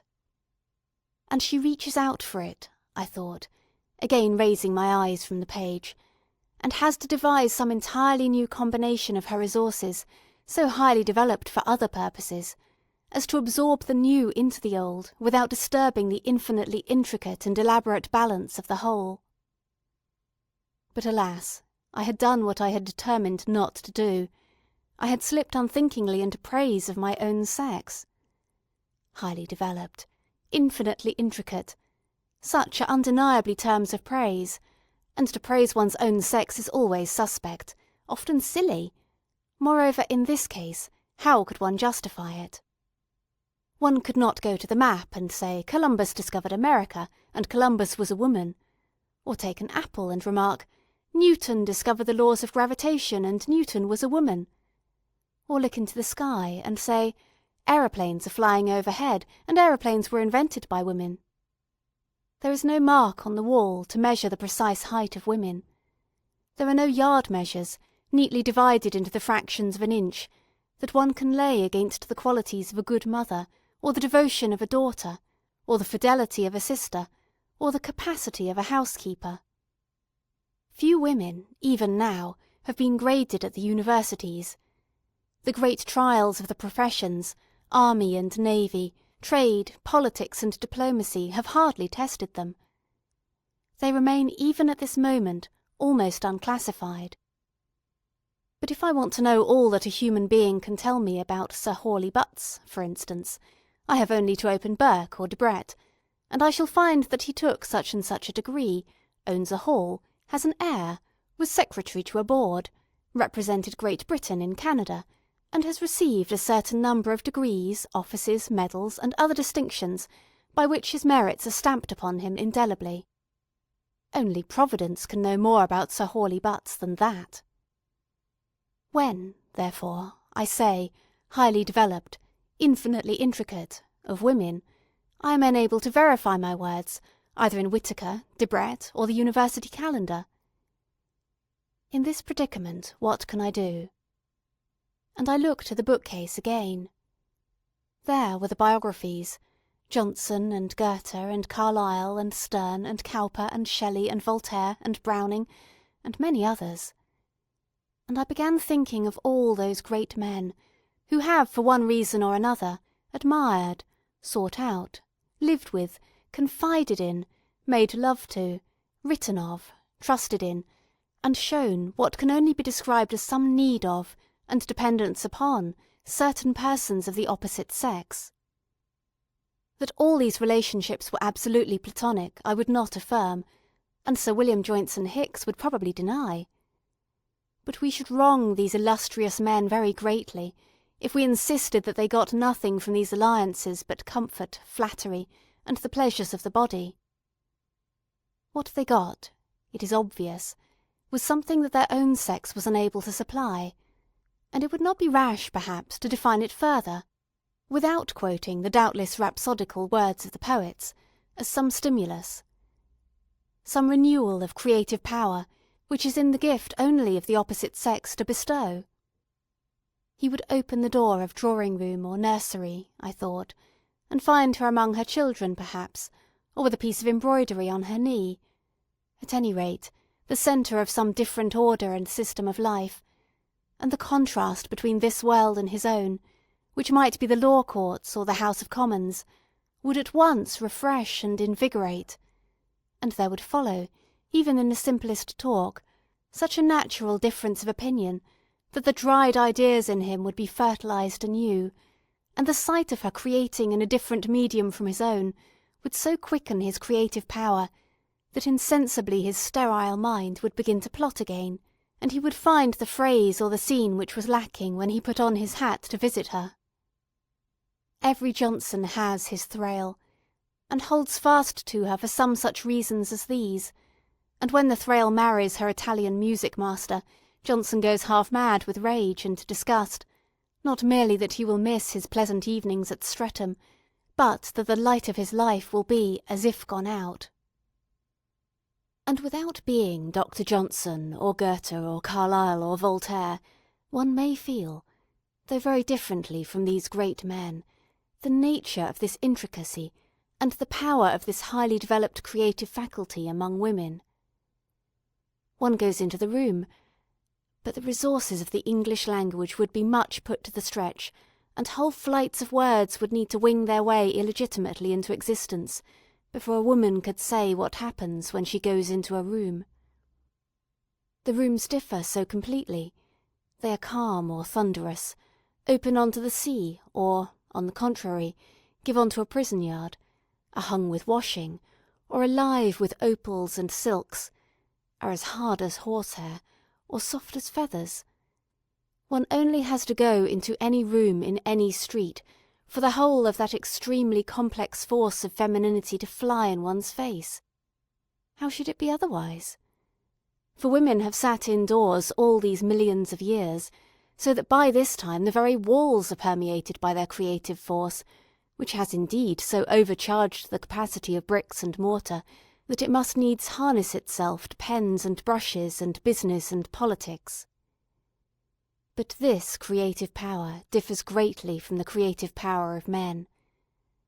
And one must conclude that it would be 1,000 pities if it were hindered or wasted, for it was won by centuries of the most drastic discipline, and there is nothing to take its place.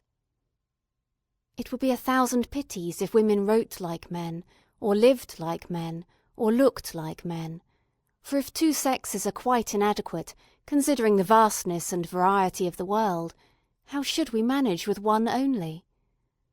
Ought not education to bring out and fortify the differences rather than the similarities?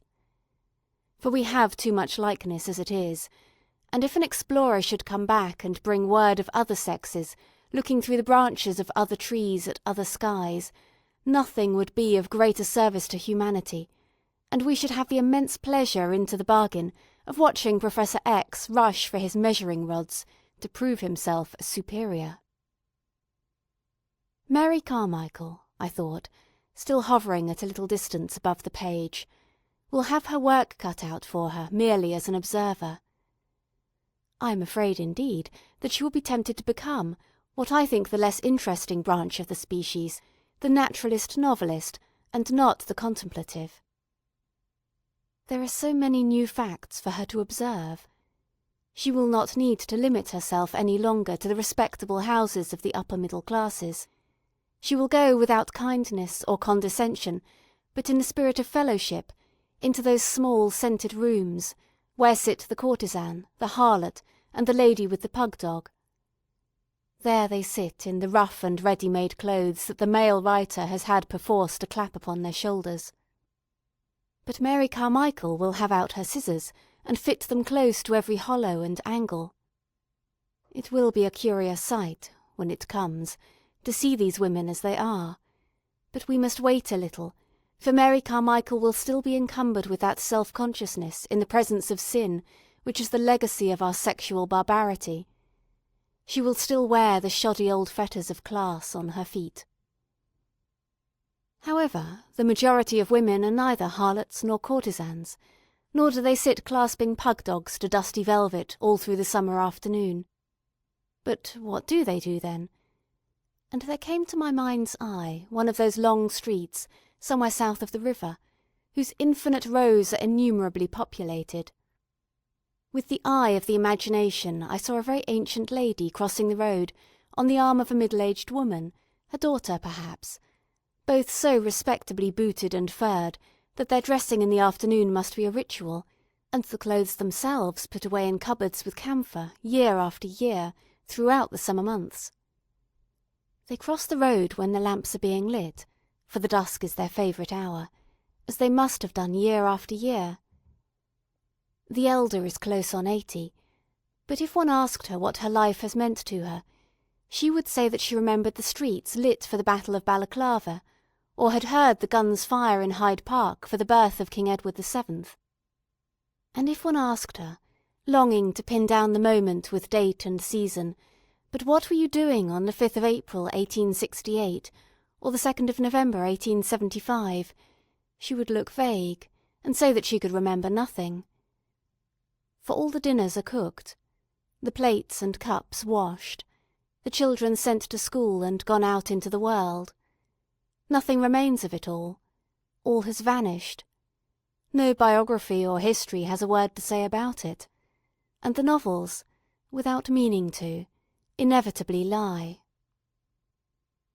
All these infinitely obscure lives remain to be recorded, I said, addressing Mary Carmichael as if she were present, and went on in thought through the streets of London, feeling in imagination the pressure of dumbness, the accumulation of unrecorded life, whether from the women at the street corners with their arms akimbo, and the rings embedded in their fat swollen fingers, talking with a gesticulation like the swing of Shakespeare's words, or from the violet sellers and match sellers, and old crones stationed under doorways, or from drifting girls whose faces, like waves in sun and cloud, signal the coming of men and women, and the flickering lights of shop windows.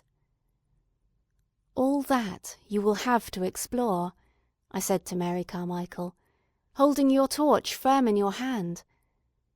Above all, you must illumine your own soul with its profundities and its shallows, and its vanities and its generosities, and say what your beauty means to you, or your plainness, and what is your relation to the ever-changing and turning world of gloves and shoes, and stuffs swaying up and down among the faint scents that come through chemists' bottles, down arcades of dress material over a floor of pseudo-marble. For in imagination I had gone into a shop. It was laid with black and white paving. It was hung, astonishingly beautifully, with coloured ribbons. Mary Carmichael might well have a look at that in passing, I thought, for it is a sight that would lend itself to the pen as fittingly as any snowy peak or rocky gorge in the Andes. And there is the girl behind the counter too. I would as soon have her true history as the 150th life of Napoleon, or 70th study of Keats and his use of Miltonic inversion, which old Professor Z and his like are now inditing. And then I went on, very warily, on the very tips of my toes. So cowardly am I, so afraid of the lash that was once almost laid on my own shoulders, to murmur that she should also learn to laugh, without bitterness, at the vanities, say rather at the peculiarities, for it is a less offensive word, of the other sex. For there is a spot the size of a shilling at the back of the head, which one can never see for oneself. It is one of the good offices that sex can discharge for sex, to describe that spot the size of a shilling at the back of the head. Think how much women have profited by the comments of Juvenal, by the criticism of Strindberg. Think with what humanity and brilliancy men, from the earliest ages, have pointed out to women that dark place at the back of the head. And if Mary were very brave, and very honest, she would go behind the other sex and tell us what she found there. A true picture of man as a whole can never be painted until a woman has described that spot the size of a shilling.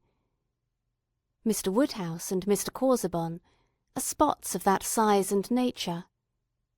Not, of course, that any one in their senses would counsel her to hold up to scorn and ridicule of set purpose. Literature shows the futility of what is written in that spirit. Be truthful, one would say, and the result is bound to be amazingly interesting. Comedy is bound to be enriched. New facts are bound to be discovered. However, it was high time to lower my eyes to the page again. It would be better, instead of speculating what Mary Carmichael might write and should write, to see what in fact Mary Carmichael did write. So I began to read again. I remembered that I had certain grievances against her. She had broken up Jane Austen's sentence, and thus given me no chance of pluming myself upon my impeccable taste, my fastidious ear. For it was useless to say, "Yes, yes, this is very nice, but Jane Austen wrote much better than you do," when I had to admit that there was no point of likeness between them. Then she had gone further and broken the sequence, the expected order. Perhaps she had done this unconsciously, merely giving things their natural order, as a woman would, if she wrote like a woman. But the effect was somehow baffling. One could not see a wave heaping itself, a crisis coming round the next corner. Therefore I could not plume myself either upon the depths of my feelings and my profound knowledge of the human heart. For whenever I was about to feel the usual things in the usual places, about love, about death, the annoying creature twitched me away, as if the important point were just a little further on.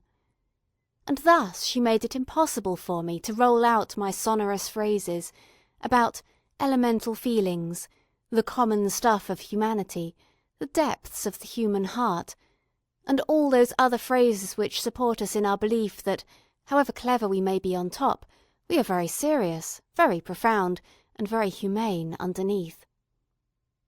She made me feel, on the contrary, that instead of being serious and profound and humane, one might be, and the thought was far less seductive, merely lazy-minded and conventional into the bargain. But I read on, and noted certain other facts. She was no genius, that was evident. She had nothing like the love of nature, the fiery imagination, the wild poetry, the brilliant wit, the brooding wisdom of her great predecessors, Lady Winchelsea, Charlotte Brontë, Emily Brontë, Jane Austen, and George Eliot. She could not write with the melody and the dignity of Dorothy Osborne. Indeed, she was no more than a clever girl, whose books will no doubt be pulped by the publishers in 10 years' time. But, nevertheless, she had certain advantages which women of far greater gift lacked even half a century ago. Men were no longer to her the opposing faction. She need not waste her time railing against them. She need not climb onto the roof and ruin her peace of mind, longing for travel, experience, and a knowledge of the world and character that were denied her. Fear and hatred were almost gone, or traces of them showed only in a slight exaggeration of the joy of freedom, a tendency to the caustic and satirical, rather than to the romantic, in her treatment of the other sex. Then there could be no doubt that as a novelist she enjoyed some natural advantages of a high order. She had a sensibility that was very wide, eager, and free. It responded to an almost imperceptible touch on it. It feasted, like a plant newly stood in the air, on every sight and sound that came its way. It ranged, too, very subtly and curiously, among almost unknown or unrecorded things. It lighted on small things, and showed that perhaps they were not small after all. It brought buried things to light, and made one wonder what need there had been to bury them. Awkward though she was, and without the unconscious bearing of long descent, which makes the least turn of the pen of a Thackeray or a Lamb delightful to the ear, she had, I began to think, mastered the first great lesson. She wrote as a woman, but as a woman who has forgotten that she is a woman, so that her pages were full of that curious sexual quality which comes only when sex is unconscious of itself. All this was to the good, but no abundance of sensation or fineness of perception would avail unless she could build up, out of the fleeting and the personal, the lasting edifice which remains unthrown. I had said that I would wait until she faced herself with a situation, and I meant by that until she proved by summoning, beckoning, and getting together that she was not a skimmer of surfaces merely, but had looked beneath into the depths.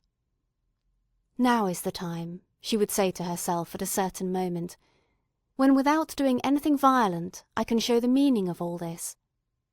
And she would begin, how unmistakable that quickening is, beckoning and summoning, and there would rise up in memory, half forgotten, perhaps quite trivial things in other chapters dropped by the way, and she would make their presence felt while someone sewed or smoked a pipe, as naturally as possible, and one would feel, as she went on writing, as if one had gone to the top of the world and seen it laid out, very majestically, beneath. At any rate, she was making the attempt.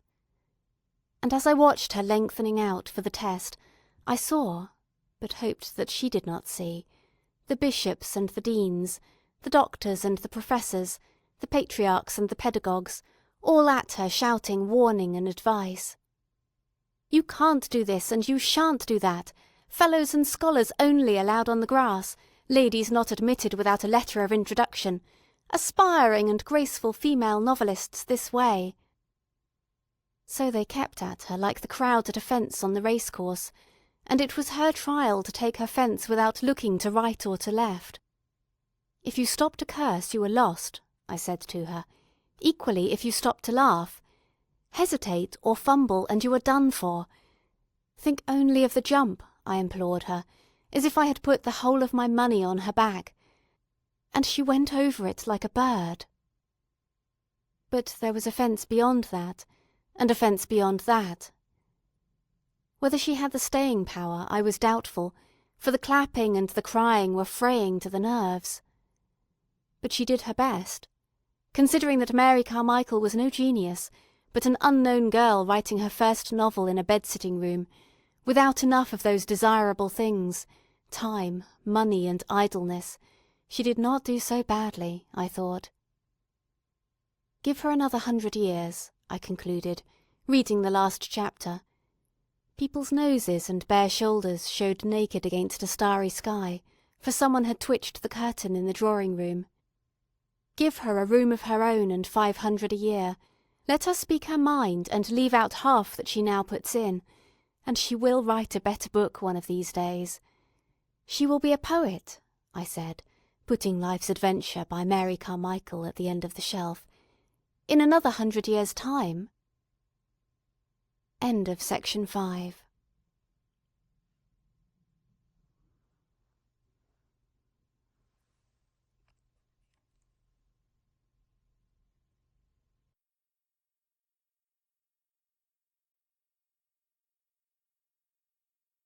Section 6 of A Room of One's Own by Virginia Woolf. This Legamus recording may be distributed and adapted freely for any purpose. Next day, the light of the October morning was falling in dusty shafts through the uncurtained windows, and the hum of traffic rose from the street. London then was winding itself up again, the factory was astir, the machines were beginning. It was tempting, after all this reading, to look out of the window and see what London was doing on the morning of the 26th of October 1928. And what was London doing? Nobody, it seemed, was reading Antony and Cleopatra. London was wholly indifferent, it appeared, to Shakespeare's plays.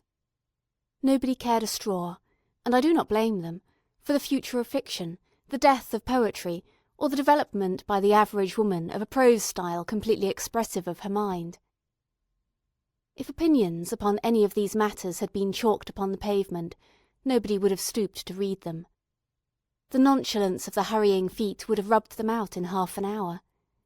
Here came an errand boy, here a woman with a dog on a lead.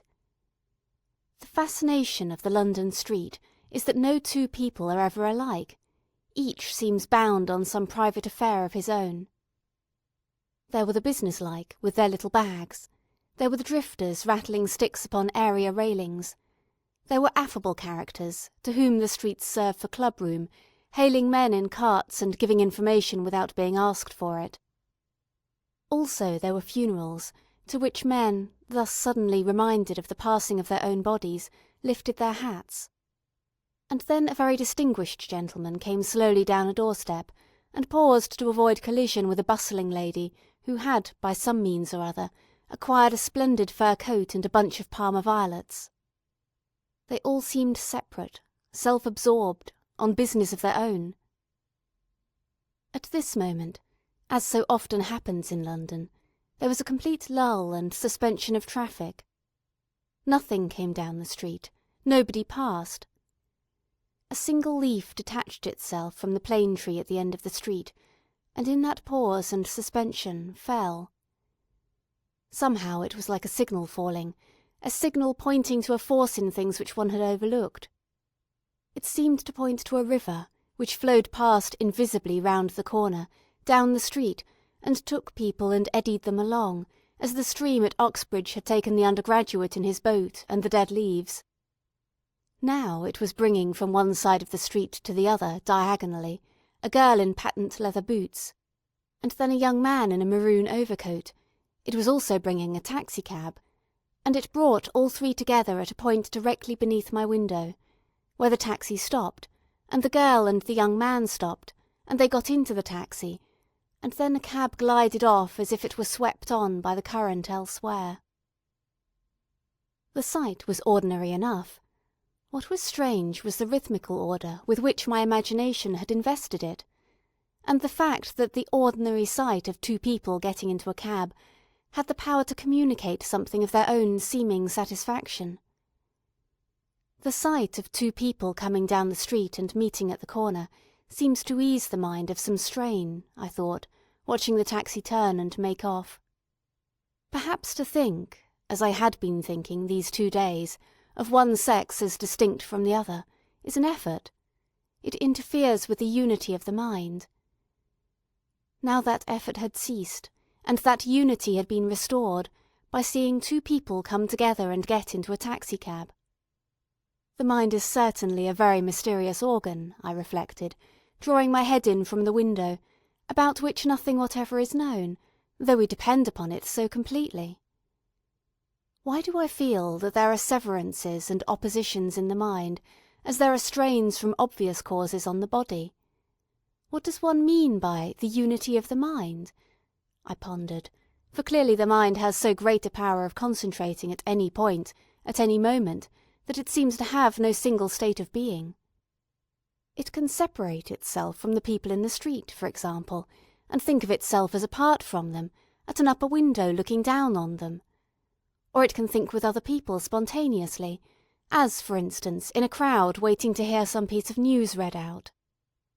It can think back through its fathers, or through its mothers, as I have said that a woman writing thinks back through her mothers.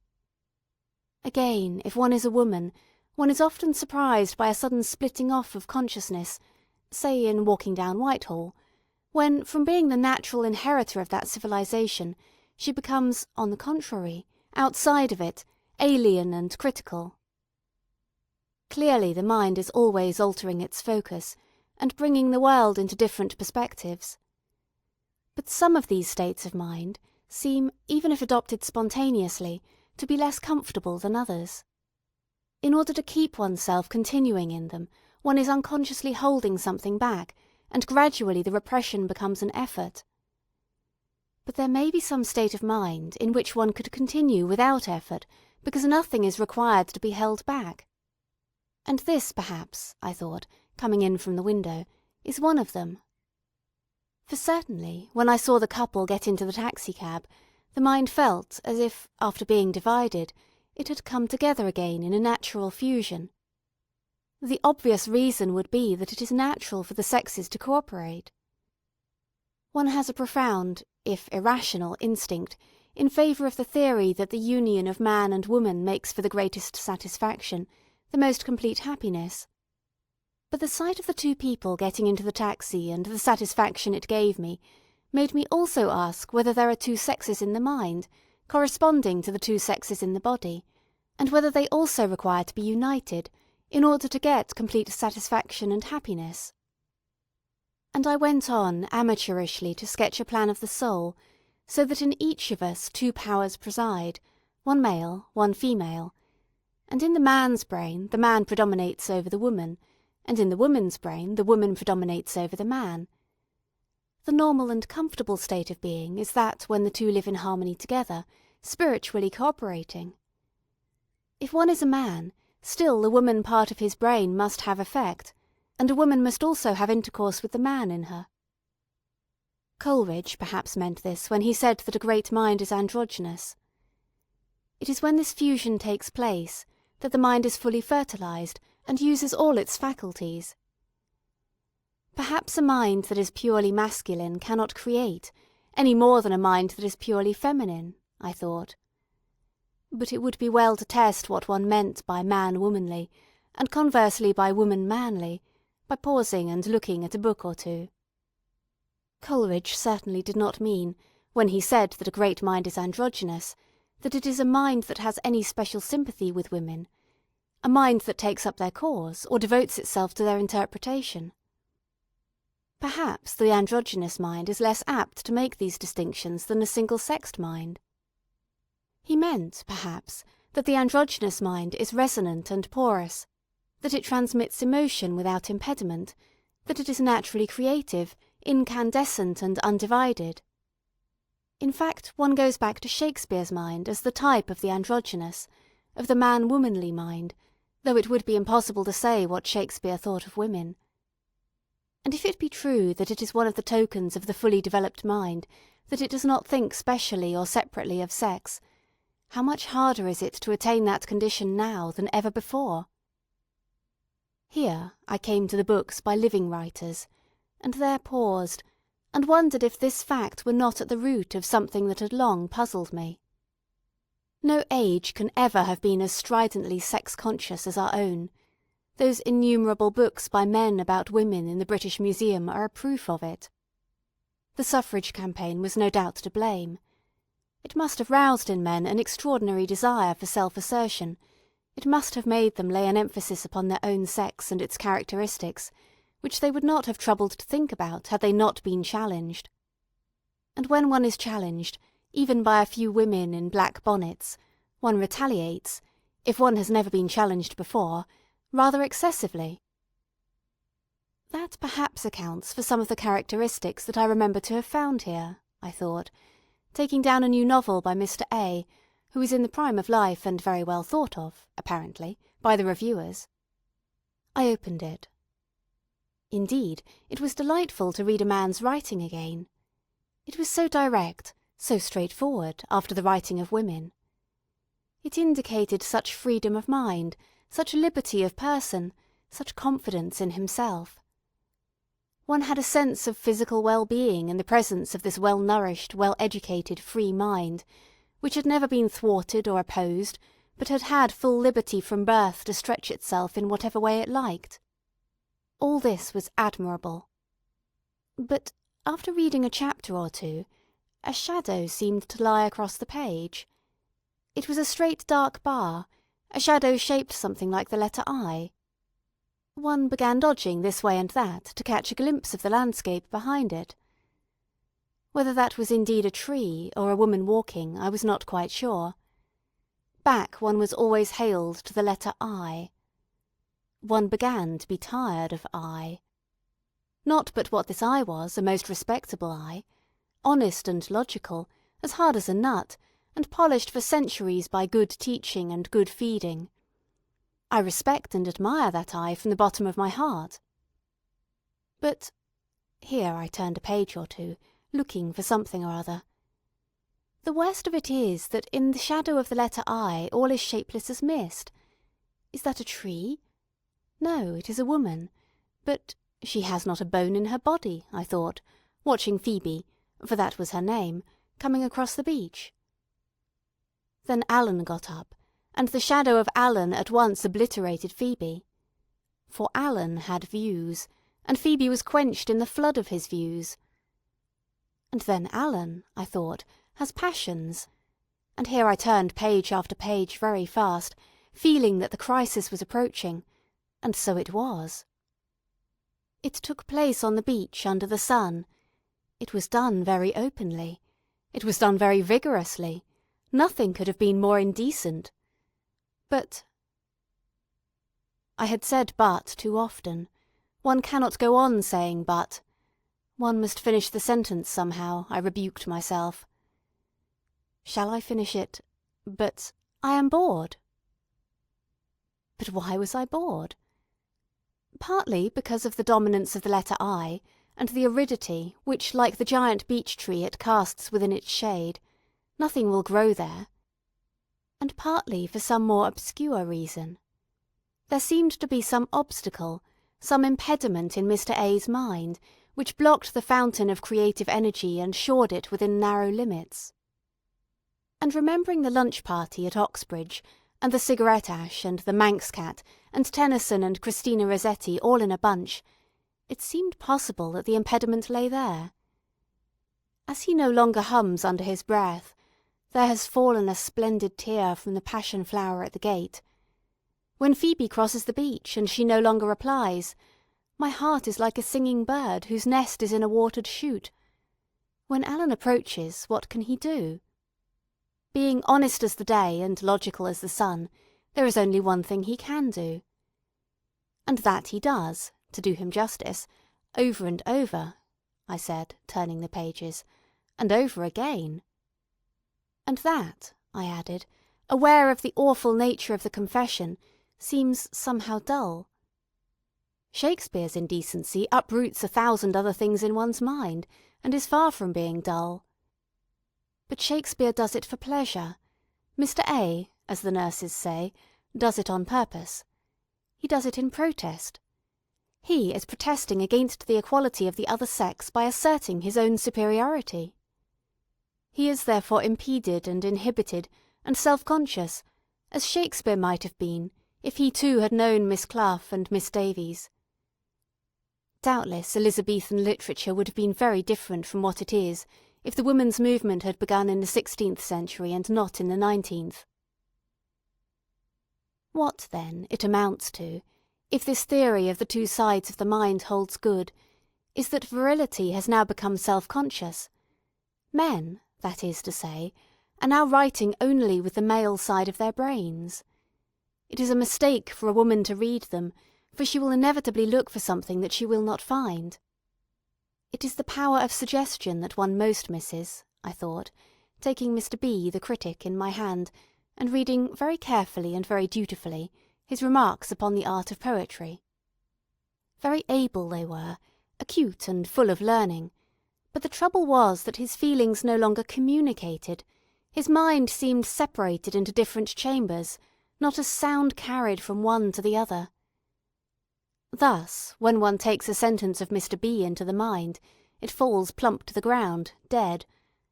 But when one takes a sentence of Coleridge into the mind, it explodes and gives birth to all kinds of other ideas, and that is the only sort of writing of which one can say that it has the secret of perpetual life. But whatever the reason may be, it is a fact that one must deplore. For it means, here I had come to rows of books by Mr. Galsworthy and Mr. Kipling, that some of the finest works of our greatest living writers fall upon deaf ears. Do what she will, a woman cannot find in them that fountain of perpetual life which the critics assure her is there. It is not only that they celebrate male virtues, enforce male values, and describe the world of men. It is that the emotion with which these books are permeated is to a woman incomprehensible. It is coming, it is gathering, it is about to burst on one's head, one begins saying long before the end. That picture will fall on old Jolyon's head. He will die of the shock. The old clerk will speak over him 2 or 3 obituary words, and all the swans on the Thames will simultaneously burst out singing. But one will rush away before that happens, and hide in the gooseberry bushes, for the emotion which is so deep, so subtle, so symbolical to a man, moves a woman to wonder. So with Mr. Kipling's officers who turn their backs, and his sowers who sow the seed, and his men who are alone with their work, and the flag. One blushes at all these capital letters, as if one had been caught eavesdropping at some purely masculine orgy. The fact is that neither Mr. Galsworthy nor Mr. Kipling has a spark of the woman in him. Thus all their qualities seem, to a woman, if one may generalise, crude and immature. They lack suggestive power. And when a book lacks suggestive power, however hard it hits the surface of the mind, it cannot penetrate within. And in that restless mood, in which one takes books out and puts them back again without looking at them, I began to envisage an age to come, of pure, of self-assertive virility, such as the letters of professors, take Sir Walter Raleigh's letters for instance, seem to forebode, and the rulers of Italy have already brought into being. For one can hardly fail to be impressed in Rome by the sense of unmitigated masculinity, and whatever the value of unmitigated masculinity upon the state, one may question the effect of it upon the art of poetry. At any rate, according to the newspapers, there is a certain anxiety about fiction in Italy. There has been a meeting of academicians whose object it is to develop the Italian novel. Men famous by birth, or in finance, industry, or the fascist corporations, came together the other day and discussed the matter, and a telegram was sent to the Duce, expressing the hope that the fascist era would soon give birth to a poet worthy of it. We may all join in that pious hope, but it is doubtful whether poetry can come of an incubator. Poetry ought to have a mother as well as a father. The fascist poem, one may fear, will be a horrid little abortion such as one sees in a glass jar in the museum of some county town. Such monsters never live long, it is said. One has never seen a prodigy of that sort cropping grass in a field. 2 heads on one body do not make for length of life. However, the blame for all this, if one is anxious to lay blame, rests no more upon one sex than upon the other. All seducers and reformers are responsible. Lady Bessborough when she lied to Lord Granville, Miss Davies when she told the truth to Mr. Gregg. All who have brought about a state of sex consciousness are to blame, and it is they who drive me, when I want to stretch my faculties on a book, to seek it in that happy age before Miss Davies and Miss Clough were born, when the writer used both sides of his mind equally. One must turn back to Shakespeare then, for Shakespeare was androgynous, and so were Keats and Sterne and Cowper and Lamb and Coleridge. Shelley, perhaps, was sexless. Milton and Ben Jonson had a dash too much of the male in them. So had Wordsworth and Tolstoy. In our time, Proust was wholly androgynous, if not perhaps a little too much of a woman. But that failing is too rare for one to complain of it, since without some mixture of the kind, the intellect seems to predominate, and the other faculties of the mind harden and become barren. However, I consoled myself with the reflection that this is perhaps a passing phase. Much of what I have said in obedience to my promise to give you the course of my thoughts will seem out of date. Much of what flames in my eyes will seem dubious to you who have not yet come of age. Even so, the very first sentence that I would write here, I said, crossing over to the writing table and taking up the page headed Women and Fiction, is that it is fatal for anyone who writes to think of their sex. It is fatal to be a man or woman pure and simple. One must be woman manly or man womanly. It is fatal for a woman to lay the least stress on any grievance, to plead even with justice any cause, in any way to speak consciously as a woman.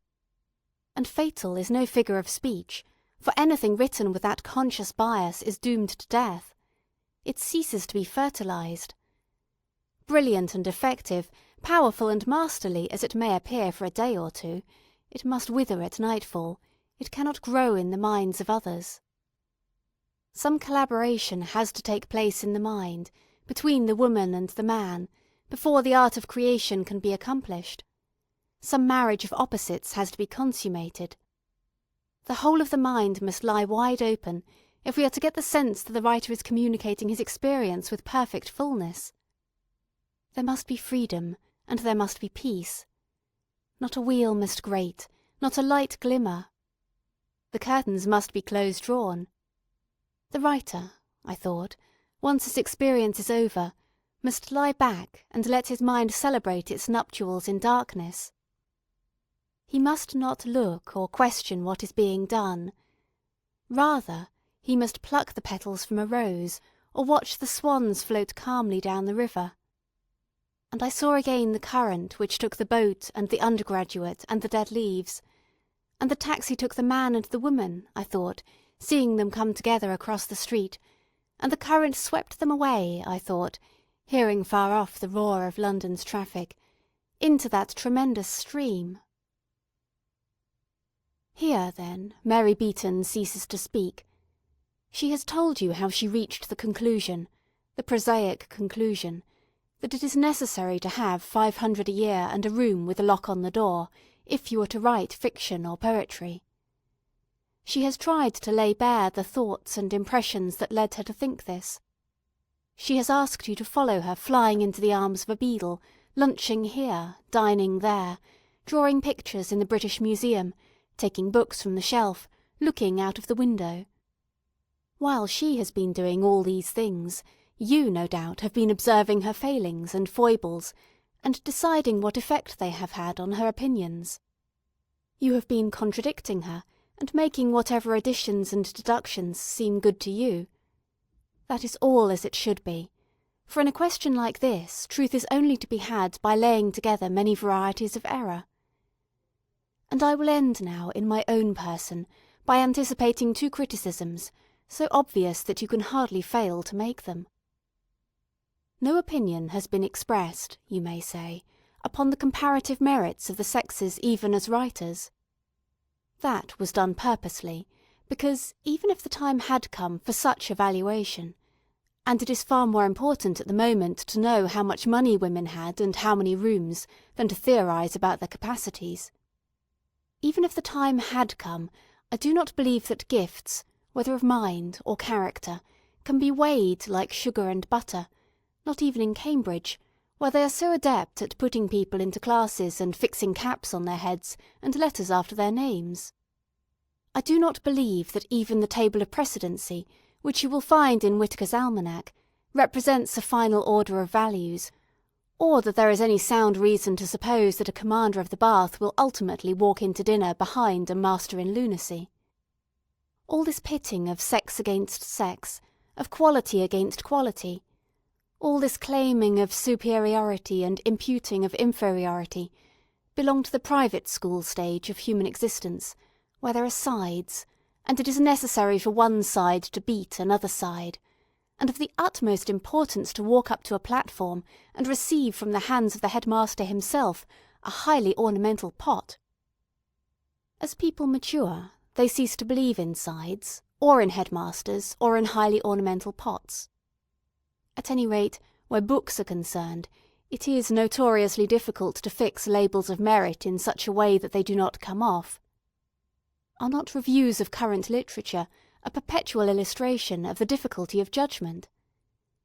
This great book, this worthless book, the same book is called by both names.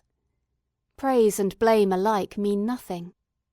No, delightful as the pastime of measuring may be, it is the most futile of all occupations, and to submit to the decrees of the measurers the most servile of attitudes. So long as you write what you wish to write, that is all that matters. And whether it matters for ages or only for hours, nobody can say. But to sacrifice a hair of the head of your vision, a shade of its colour, in deference to some headmaster with a silver pot in his hand, or to some professor with a measuring rod up his sleeve, is the most abject treachery. And the sacrifice of wealth and chastity, which used to be said to be the greatest of human disasters, a mere flea-bite in comparison. Next, I think that you may object that in all this I have made too much of the importance of material things. Even allowing a generous margin for symbolism, that 500 a year stands for the power to contemplate, that a lock on the door means the power to think for oneself. Still you may say that the mind should rise above such things, and that great poets have often been poor men. Let me then quote to you the words of your own professor of literature, who knows better than I do what goes to the making of a poet. Sir Arthur Quiller Couch writes, "What are the great poetical names of the last 100 years or so? Coleridge, Wordsworth, Byron, Shelley, Landor, Keats, Tennyson, Browning, Arnold, Morris, Rossetti, Swinburne. We may stop there. Of these, all but Keats, Browning, Rossetti were university men, and of these three, Keats, who died young, cut off in his prime, was the only one not fairly well-to-do. It may seem a brutal thing to say, and it is a sad thing to say, but, as a matter of hard fact, the theory that poetical genius bloweth where it listeth, and equally in poor and rich, holds little truth. As a matter of hard fact, 9 out of those 12 were university men, which means that somehow or other they procured the means to get the best education England can give. As a matter of hard fact, of the remaining 3 you know that Browning was well-to-do, and I challenge you that, if he had not been well-to-do, he would no more have attained to write Saul or The Ring and the Book than Ruskin would have attained to writing Modern Painters if his father had not dealt prosperously in business. Rossetti had a small private income, and moreover he painted. There remains but Keats, whom Atropos slew young, as she slew John Clare in a madhouse, and James Thompson by the laudanum he took to drug disappointment. These are dreadful facts, but let us face them. It is, however dishonouring to us as a nation, certain that by some fault in our Commonwealth the poor poet has not in these days, nor has had for 200 years, a dog's chance. Believe me, and I have spent a great part of 10 years in watching some 320 elementary schools, we may prate of democracy, but actually a poor child in England has little more hope than had the son of an Athenian slave to be emancipated into that intellectual freedom of which great writings are born." Nobody could put the point more plainly. The poor poet has not, in these days, nor has had for 200 years, a dog's chance. A poor child in England has little more hope than had the son of an Athenian slave to be emancipated into that intellectual freedom of which great writings are born. That is it. Intellectual freedom depends upon material things. Poetry depends on intellectual freedom. And women have always been poor, not for 200 years merely, but from the beginning of time. Women have had less intellectual freedom than the sons of Athenian slaves. Women, then, have not had a dog's chance of writing poetry. That is why I have laid so much stress on money and a room of one's own. However, thanks to the toils of those obscure women in the past, of whom I wish we knew more, thanks, curiously enough, to 2 wars, the Crimean, which let Florence Nightingale out of her drawing-room, and the European War, which opened the doors to the average woman some 60 years later, these evils are in the way to be bettered. Otherwise you would not be here tonight, and your chance of earning £500 a year, precarious as I am afraid that it still is, would be minute in the extreme. Still, you may object, why do you attach so much importance to this writing of books by women, when, according to you, it requires so much effort, leads perhaps to the murder of one's aunts, will make one almost certainly late for luncheon, and may bring one into very grave disputes with certain very good fellows? My motives, let me admit, are partly selfish. Like most uneducated Englishwomen, I like reading. I like reading books in the bulk. Lately my diet has become a trifle monotonous. History is too much about wars, biography too much about great men, poetry has shown, I think, a tendency to sterility, and fiction. But I have sufficiently exposed my disabilities as a critic of modern fiction, and will say no more about it. Therefore I would ask you to write all kinds of books, hesitating at no subject, however trivial or however vast. By hook or by crook, I hope that you will possess yourselves of money enough to travel and to idle, to contemplate the future or the past of the world, to dream over books and loiter at street corners, and let the line of thought dip deep into the stream. For I am by no means confining you to fiction. If you would please me, and there are thousands like me, you would write books of travel and adventure, and research and scholarship, and history and biography, and criticism and philosophy and science. By so doing you will certainly profit the art of fiction. For books have a way of influencing each other. Fiction will be much the better for standing cheek by jowl with poetry and philosophy. Moreover, if you consider any great figure of the past, like Sappho, like the Lady Murasaki, like Emily Brontë, you will find that she is an inheritor as well as an originator, and has come into existence because women have come to have the habit of writing naturally, so that even as a prelude to poetry, such activity on your part would be invaluable. But when I look back through these notes, and criticise my own train of thought as I made them, I find that my motives were not altogether selfish. There runs through these comments and discursions the conviction, or is it the instinct, that good books are desirable, and that good writers, even if they show every variety of human depravity, are still good human beings. Thus, when I ask you to write more books, I am urging you to do what will be for your good, and for the good of the world at large. How to justify this instinct or belief I do not know, for philosophic words, if one has not been educated at a university, are apt to play one false. What is meant by reality? It would seem to be something very erratic, very undependable, now to be found in a dusty road, now in a scrap of newspaper in the street, now a daffodil in the sun. It lights up a group in a room, and stamps some casual saying. It overwhelms one walking home beneath the stars, and makes the silent world more real than the world of speech. And then there it is again in an omnibus in the uproar of Piccadilly. Sometimes, too, it seems to dwell in shapes too far away for us to discern what their nature is. but whatever it touches it fixes and makes permanent. That is what remains over when the skin of the day has been cast into the hedge. That is what is left of past time, and of our loves and hates. Now the writer, as I think, has the chance to live more than other people in the presence of this reality. It is his business to find it and collect it and communicate it to the rest of us. So at least I infer from reading Lear or Emma or La Recherche de Temps Perdu. For the reading of these books seems to perform a curious couching operation on the senses. One sees more intensely afterwards. The world seems bared of its covering and given an intenser life. Those are the enviable people who live at enmity with unreality, and those are the pitiable who are knocked on the head by the thing done without knowing or caring.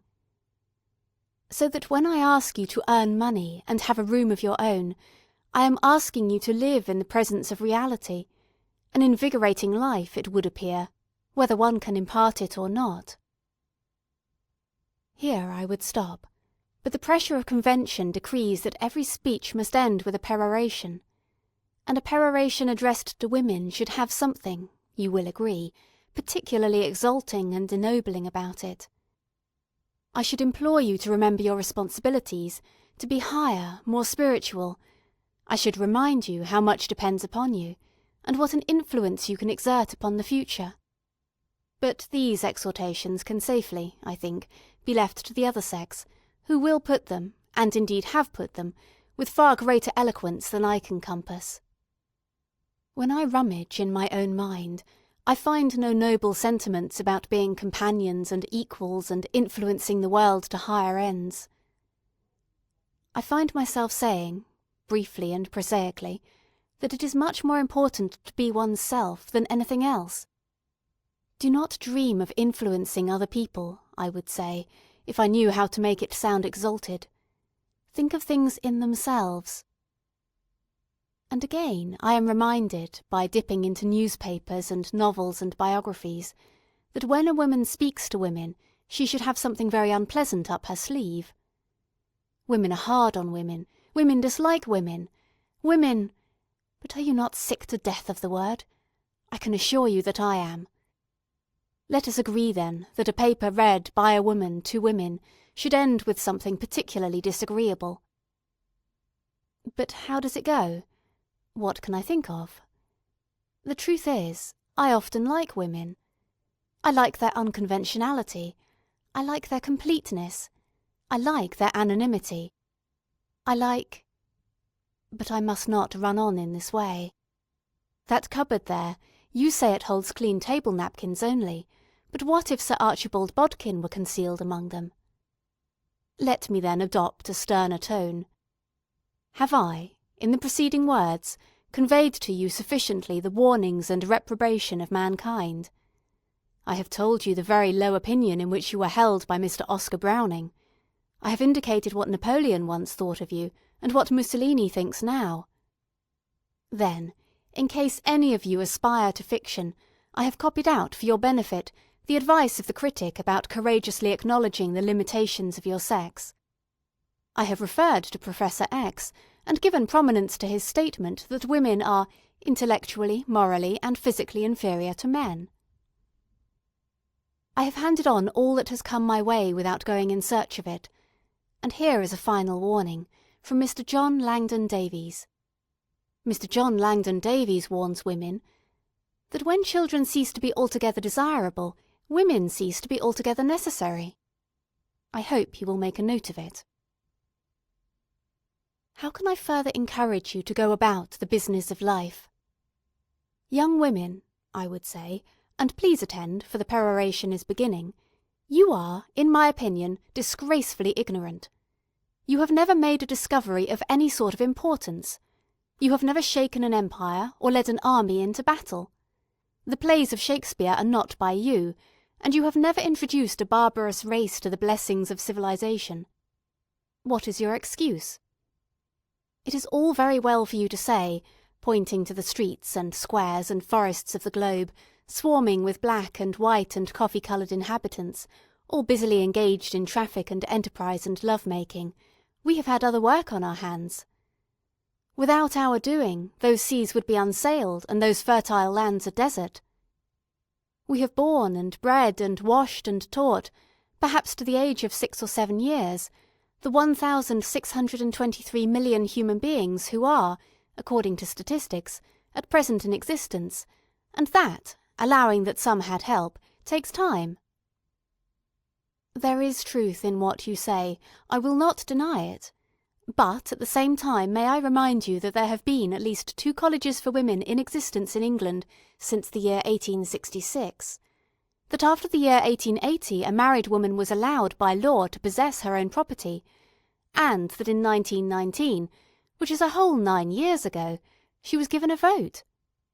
May I also remind you that most of the professions have been open to you for close on 10 years now. When you reflect upon these immense privileges, and the length of time during which they have been enjoyed, and the fact that there must be at this moment some 2,000 women capable of earning over 500 a year in one way or another, you will agree that the excuse of lack of opportunity, training, encouragement, leisure and money no longer holds good. Moreover, the economists are telling us that Mrs. Seaton has had too many children. You must, of course, go on bearing children, but, so they say, in 2s and 3s, not in 10s and 12s. Thus, with some time on your hands and with some book learning in your brains, you have had enough of the other kind, and are sent to college partly, I suspect, to be uneducated. Surely you should embark upon another stage of your very long, very laborious and highly obscure career. 1,000 pens are ready to suggest what you should do and what effect you will have. My own suggestion is a little fantastic, I admit. I prefer, therefore, to put it in the form of fiction. I told you, in the course of this paper, that Shakespeare had a sister, but do not look for her in Sir Sidney Lee's Life of the Poet. She died young. Alas, she never wrote a word. She lies buried where the omnibuses now stop, opposite the Elephant and Castle. Now my belief is that this poet, who never wrote a word, and was buried at the crossroads, still lives. She lives in you and in me, and in many other women who are not here tonight, for they are washing up the dishes and putting the children to bed. But she lives, for great poets do not die. They are continuing presences. They need only the opportunity to walk among us in the flesh. This opportunity, as I think, it is now coming within your power to give her.